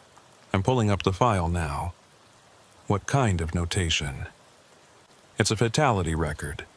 Eleanor Brandt was killed in a single vehicle accident on Route 17 in November 2004. The accident occurred at mile marker 85, approximately 1 mile north of your current location. Moreau looked at the woman standing before him, who was watching him with an expression of patient waiting, as though she had not heard the radio transmission or did not understand its implications.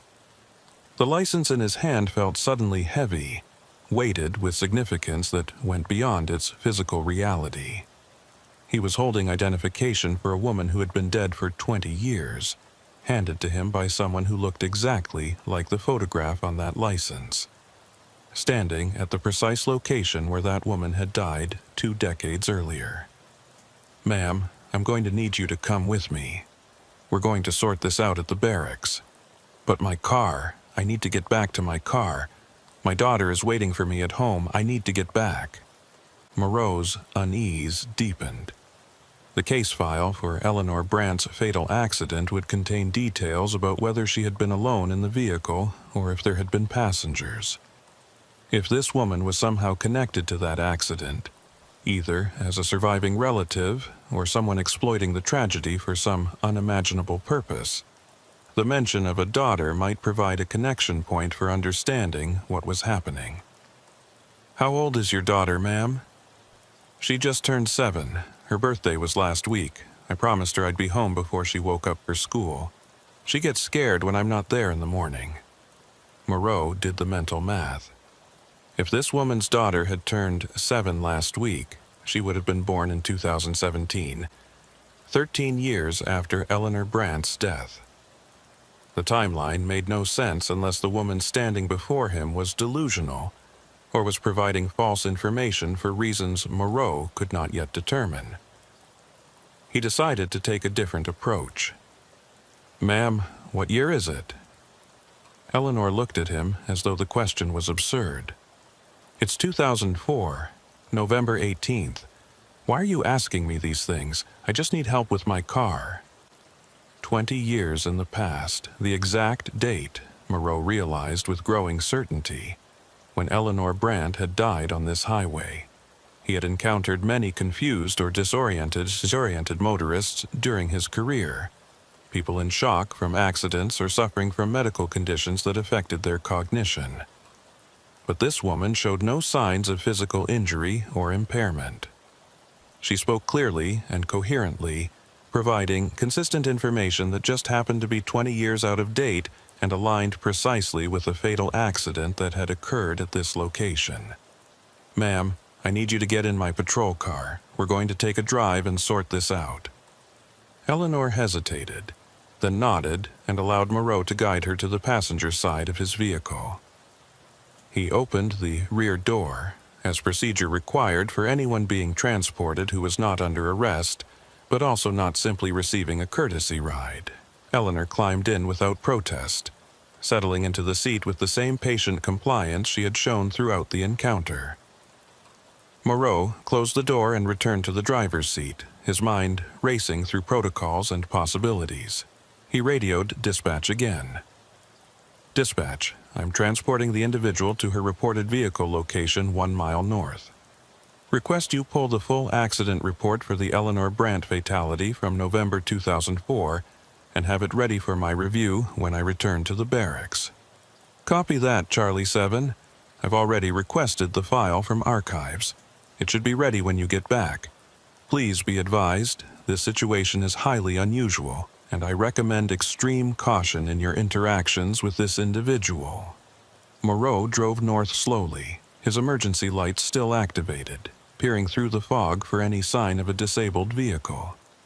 The woman in his back seat sat quietly, looking out the window as though she recognized the landscape even though the fog made it impossible to see more than a few dozen feet in any direction.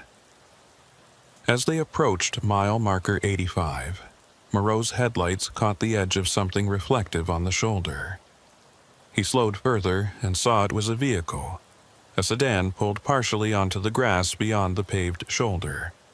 The car was an older model Honda, maybe from the early 2000s based on the body style. It sat at an angle that suggested it had pulled over hastily or been pushed off the road. Moreau stopped his patrol vehicle behind it and activated his spotlight, illuminating the sedan. The rear license plate was clearly visible. He called it in to dispatch, reading off the number. Eleanor's voice came back within seconds, and now she was not even trying to hide her shock. "Charlie 7. That plate number is registered to Eleanor Brandt from the 2004 records. That's the vehicle she was driving when she died. The car was totaled in the accident and should have been scrapped 20 years ago." Moreau sat in his patrol car, staring at the sedan illuminated in his spotlight, and felt reality tilt in a way he had never experienced before. This could not be the same vehicle from the fatal accident. Cars did not unwreck themselves and reappear on highways 2 decades after being destroyed. But the license plate matched, and when he looked more carefully at the sedan's body, he could see damage consistent with a serious accident. The front end was crumpled, the hood bent upward at an unnatural angle. The windshield shattered. This was not a disabled vehicle that had simply broken down. This was a wreck. He turned to look at Eleanor in his back seat. She was watching the sedan through the window with an expression of recognition and concern. "That's my car. I don't know what happened. The engine just died and I couldn't restart it. I need to call a tow truck." "Ma'am, that vehicle has been in an accident, significant damage to the front end. Were you involved in a collision?" No, I just pulled over when the engine died. There was no accident. I don't understand what you're showing me." Moreau exited his patrol car and approached the sedan cautiously, his flashlight sweeping across its surface. The damage was extensive and clearly not recent. Rust had formed around the crumpled metal. The broken windshield was weathered and dirty, and when Moreau looked inside through the driver's side window, he saw that the interior was covered in a layer of dust and debris that suggested the vehicle had been abandoned for years, not minutes or hours. But sitting on the passenger seat, clearly visible in his flashlight beam, was a child's backpack, bright pink with cartoon characters printed on the fabric. The backpack looked new, out of place in the deteriorated interior of the wrecked vehicle.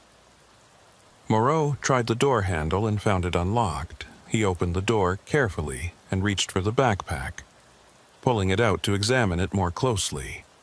Inside the backpack were school supplies and a homework folder with a name written on the front.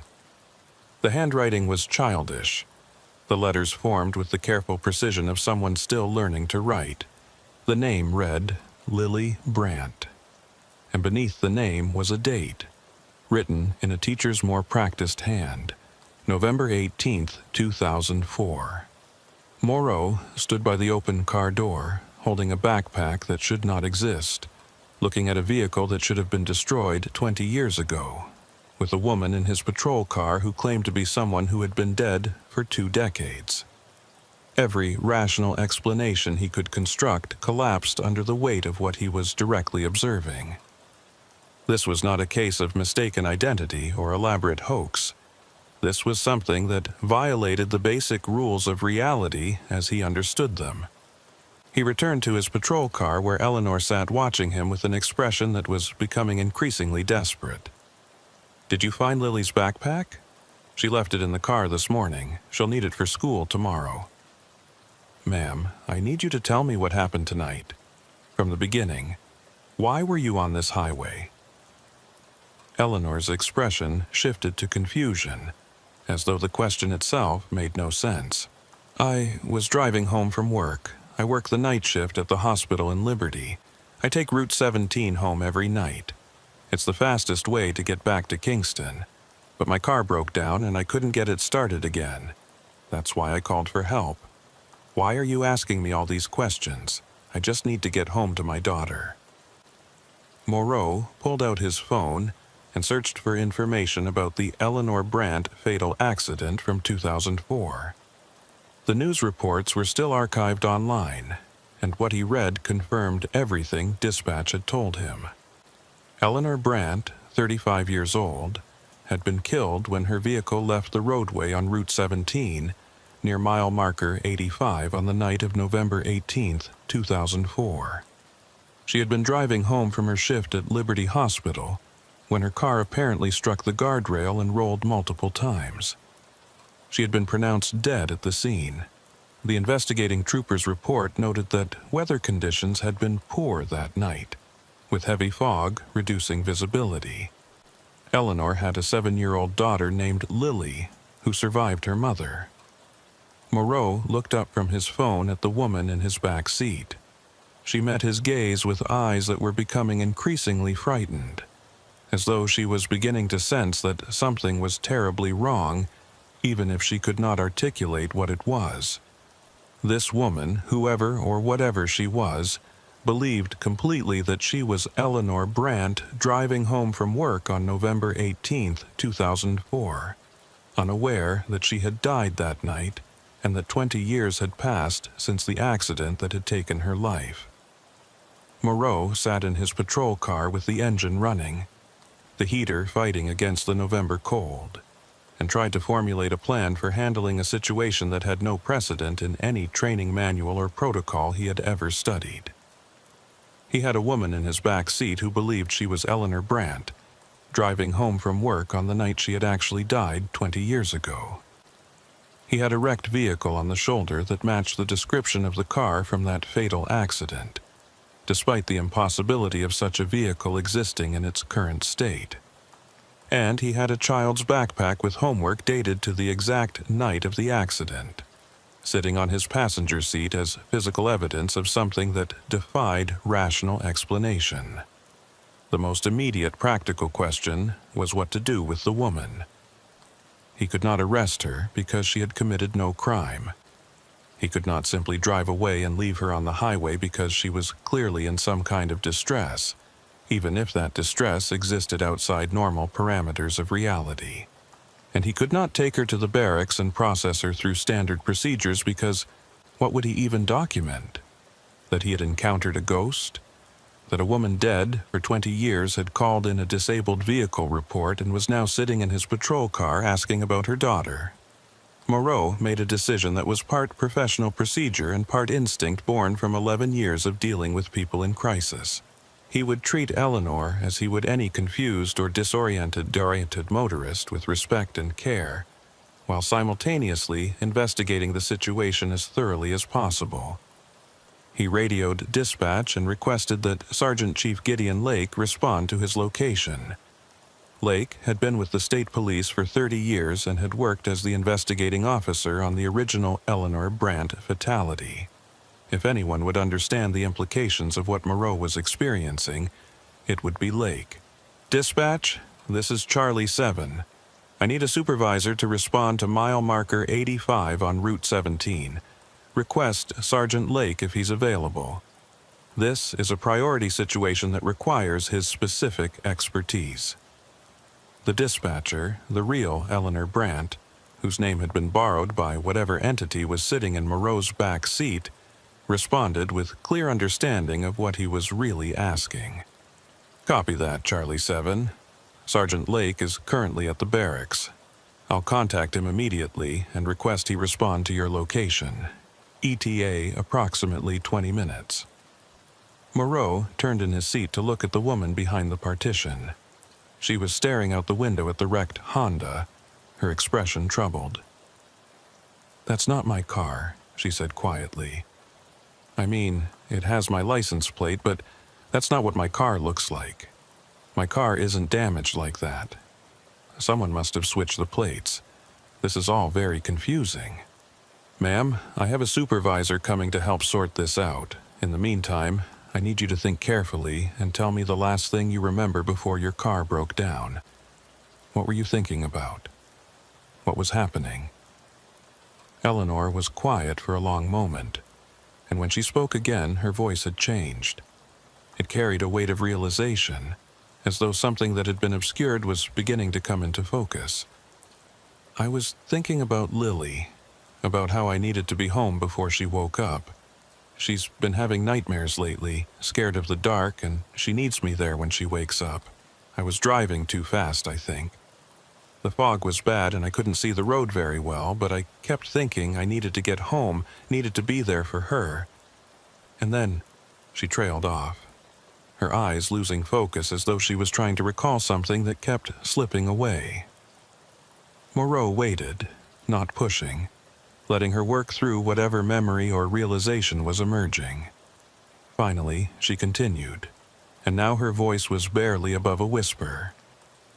"And then there was a light, very bright, coming from the side. I thought it was another car, but it was in the wrong place, too high up. I turned the wheel to avoid it, and the car went off the road. I remember the feeling of losing control, the way everything seemed to happen very slowly even though I know it must have been fast. And then, nothing.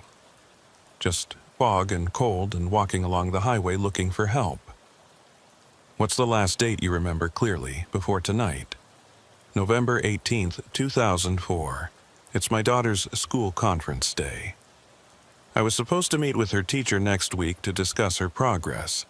She's doing very well in reading but struggles with math. I want to help her, but I work nights and I'm always so tired during the day when she needs help with homework." Moreau felt something twist in his chest at the matter-of-fact way Eleanor described her concerns about her daughter's education, concerns that had been rendered tragically irrelevant 20 years ago when she had died on this highway. Lily Brandt would be 27 years old now, fully grown, having lived her entire adult life without the mother who was sitting in this patrol car worried about helping with math homework. "Ma'am, I need to tell you something, and I need you to listen carefully. The date is not November 18th, 2004. It's November 18th, 2024. 20 years have passed since the night you're remembering." Eleanor turned to look at him with an expression of patient skepticism, the look of someone humoring a person who was clearly confused. "That's not possible. I just left work a few hours ago. My supervisor signed my timesheet. I have it in my purse." She reached into her jacket and pulled out a small purse, opening it to show him the timesheet inside. The date at the top read November 18th, 2004, and it bore the signature of a supervisor at Liberty Hospital. Moreau accepted the timesheet and examined it. The paper was not aged or yellowed as one would expect from a document 20 years old. It looked and felt like it had been printed recently, but the date was clearly 2004, and the hospital's logo at the top was the older version that had been replaced with a modernized design sometime in the 2010s. This was either an authentic artifact from 20 years ago that had been impossibly preserved, or it was a reproduction so perfect that it included details no one would think to fake. Headlights appeared in Moreau's rearview mirror, approaching from the south. The vehicle was a state police patrol car, and it pulled up behind Moreau's unit with its emergency lights activated. Sergeant Gideon Lake exited, a tall man in his late 50s with gray hair and the weathered face of someone who had spent decades working overnight shifts. Moreau got out of his vehicle to brief Lake before introducing him to Eleanor. "Sir, thank you for responding. This is going to sound impossible, but I need you to hear me out."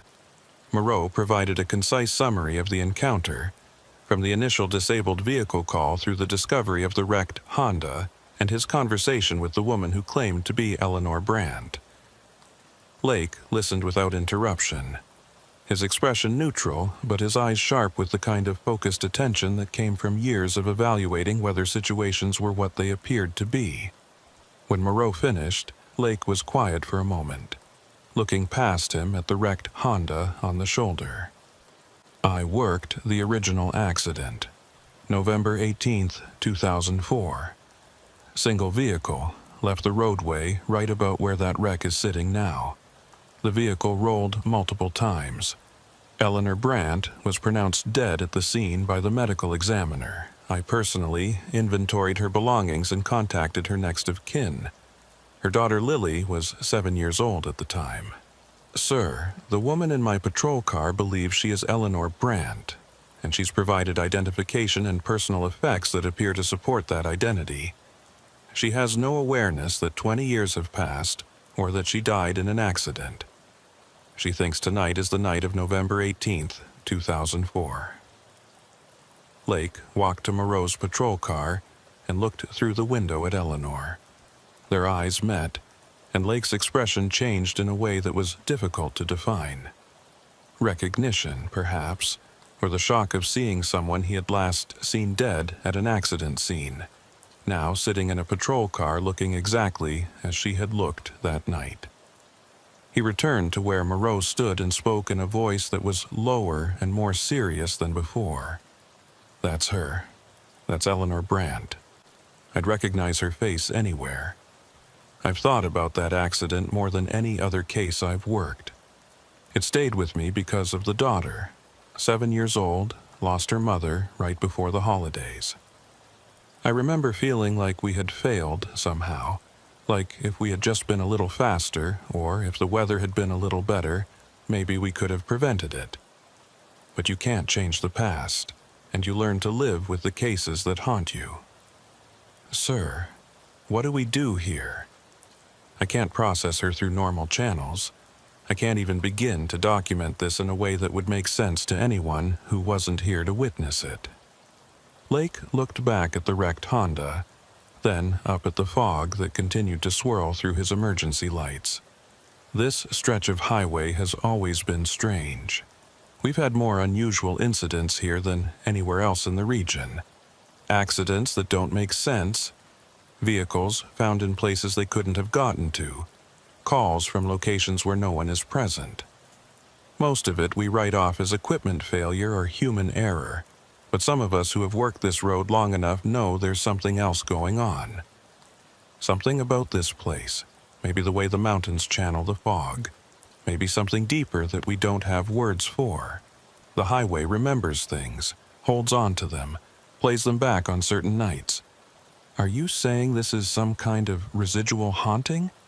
That Eleanor isn't really here? I'm saying I don't know what she is, but I know that woman in your patrol car looks and sounds exactly like the woman who died on this road 20 years ago tonight.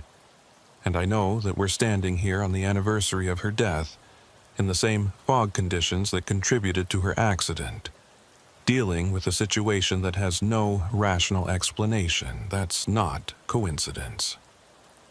They stood in the cold, the fog pressing in around them, and Moreau felt the weight of a decision that had no good options. If he transported Eleanor to the barracks, what would happen when they tried to verify her identity? Would she simply disappear, fade away like a ghost in daylight? If he left her here, would she continue walking along the highway, eternally replaying the last night of her life, forever trying to get home to a daughter who had grown up without her? "I'm going to talk to her," Lake said. "Maybe she'll respond differently to me. I was there that night. Maybe that connection means something." Lake opened the rear door of Moreau's patrol car and crouched down so he was at eye level with Eleanor. "Ms. Brandt, my name is Gideon Lake. I'm with the New York State Police. I need to ask you some questions about what happened tonight." Eleanor looked at him with the same patient cooperation she had shown throughout the encounter. "I told the other officer everything. My car broke down, and I called for help. I just need to get home to my daughter." "Your daughter Lily? She's 7 years old?" "Yes. She just had her birthday last week. She's growing up so fast. I worry about her when I'm at work. She stays with my mother during my shifts, but she misses me. I can tell." Lake's expression softened with something that looked like grief. "Ms. Brandt, Lily is fine. She's safe and she's grown into a wonderful adult. She's 27 years old now. She became a teacher, just like she always talked about wanting to do. She works at an elementary school in Kingston, helps kids learn to read. She's exactly the kind of person you would be proud of." Eleanor stared at Lake with an expression of complete incomprehension. "That's not possible. You're confused. Lily is 7. She's in 2nd grade. She's waiting for me at home." "I know this is difficult to understand, but you're not going home tonight. You can't. The night you're remembering, November 18th, 2004, was the last night of your life. You had an accident on this highway. Your car went off the road right here at mile marker 85. You didn't survive that accident, Eleanor. I'm sorry." For a long moment, Eleanor said nothing. She looked at Lake, then at Moreau, then out at the wrecked Honda, illuminated in the emergency lights. When she spoke again, her voice had changed. It was quieter, more distant, as though she was speaking from very far away. "I remember now. The light from the side too bright, and then the car rolling. I remember the impact, the way everything went dark, and then waking up in the fog, walking along the highway thinking I needed to get home. But there is no home anymore, is there? Lily grew up without me. 20 years passed and I wasn't there." "She never forgot you," Lake said gently. "She visits your grave every year on this date, brings flowers and tells you about her life. She became strong and successful because of what you taught her in the 7 years you had together. You did everything a mother could do." Eleanor's eyes filled with tears that caught the light from the emergency strobes. "I didn't get to say goodbye. I didn't get to tell her I loved her one last time. She knows. She's always known." Eleanor looked down at her hands, turning them over as though seeing them for the first time and not quite recognizing them as her own. "What happens now? Where do I go?" Lake glanced at Moreau, and in that look passed an understanding that they were navigating something far beyond their training or authority. "I don't know," Lake said honestly. "But I think maybe you've been stuck here, replaying this night, because you never got closure, never got to accept what happened. Maybe, now that you know, now that you understand Lily is okay, you can move on. Move on to where? Wherever people go when they're ready to let go of this world. I can't answer that for you. No one can." Eleanor was quiet for a long time, and as Moreau watched, she seemed to become less solid, less present. It was subtle at first, a slight transparency around the edges, but it grew more pronounced as the seconds passed. She looked at Lake with an expression of profound sadness mixed with something that might have been relief. "Tell her I loved her. Tell Lily I was always proud of her, even if I couldn't be there to see her grow up." "I will," Lake promised. "I'll make sure she knows." Eleanor smiled, and then she was gone. Not fading gradually, but simply absent. The back seat of the patrol car empty, as though no one had ever been sitting there. The child's backpack that had been on the passenger seat was gone too. When Moreau and Lake walked to the wrecked Honda to examine it more closely, they found it had changed. The vehicle was still damaged, still clearly a wreck, but now it looked like what it actually was, a deteriorated hulk that had been sitting abandoned for 2 decades. The interior that had been dusty but intact was now completely ruined by weather and time. The seats rotted, the dashboard warped and cracked. There was no pink backpack on the passenger seat. There was nothing that indicated the vehicle had been occupied recently. Moreau and Lake stood by the wreck in the fog and cold, and neither spoke for several minutes. Finally, Lake broke the silence. "I'll handle the paperwork on this. You responded to a disabled vehicle call and found an abandoned wreck. Nothing unusual. We'll have it towed and disposed of properly. That's the official story." And the unofficial story? The unofficial story is that some nights, on certain stretches of highway, the past and present overlap. People who died with unfinished business replay their final moments, trying to find the closure they never got. And sometimes, if you're in the right place at the right time, you can help them find that closure. That's what we did tonight. Moreau wanted to ask more questions, to understand the mechanics of what had happened. But he recognized that some experiences could not be fully explained or understood. They could only be witnessed and acknowledged.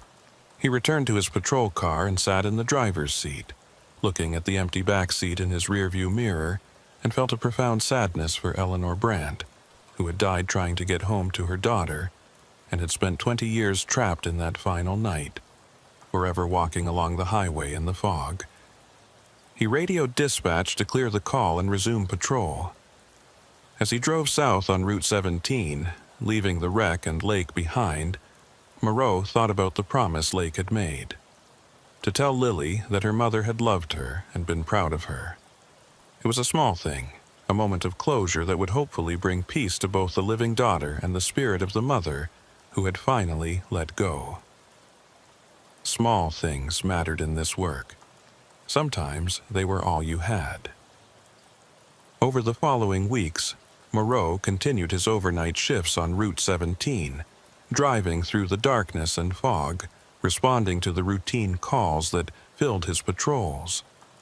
He never encountered Eleanor Brandt again, never received another call from meal marker 84 about a disabled vehicle. The emergency call box at that location was eventually repaired and stopped having false activations. The stretch of highway returned to normal as any road could be that ran through the mountains and had seen its share of tragedy over the years. But Moreau never forgot that night. And sometimes, when the fog was particularly heavy and he was driving past mile marker 85, he would slow down and look at the shoulder where the wrecked Honda had been. And he would wonder if Eleanor had truly found peace, or if some part of her still walked that highway, forever trying to get home to a daughter who had grown up without her. He hoped she had found peace. Hoped that wherever she had gone when she faded from his patrol car, it was somewhere better than the endless repetition of a tragic night. The highway kept its secrets. It always had, and Trooper Silas Moreau kept his own secrets about what he had witnessed, carrying them in silence because some truths were too strange to share, and because the memory of Eleanor Brandt's final smile deserved to remain sacred rather than becoming just another story told in the break room at the barracks. He had helped a lost soul find its way home, and that was enough. That was all the meaning the experience needed.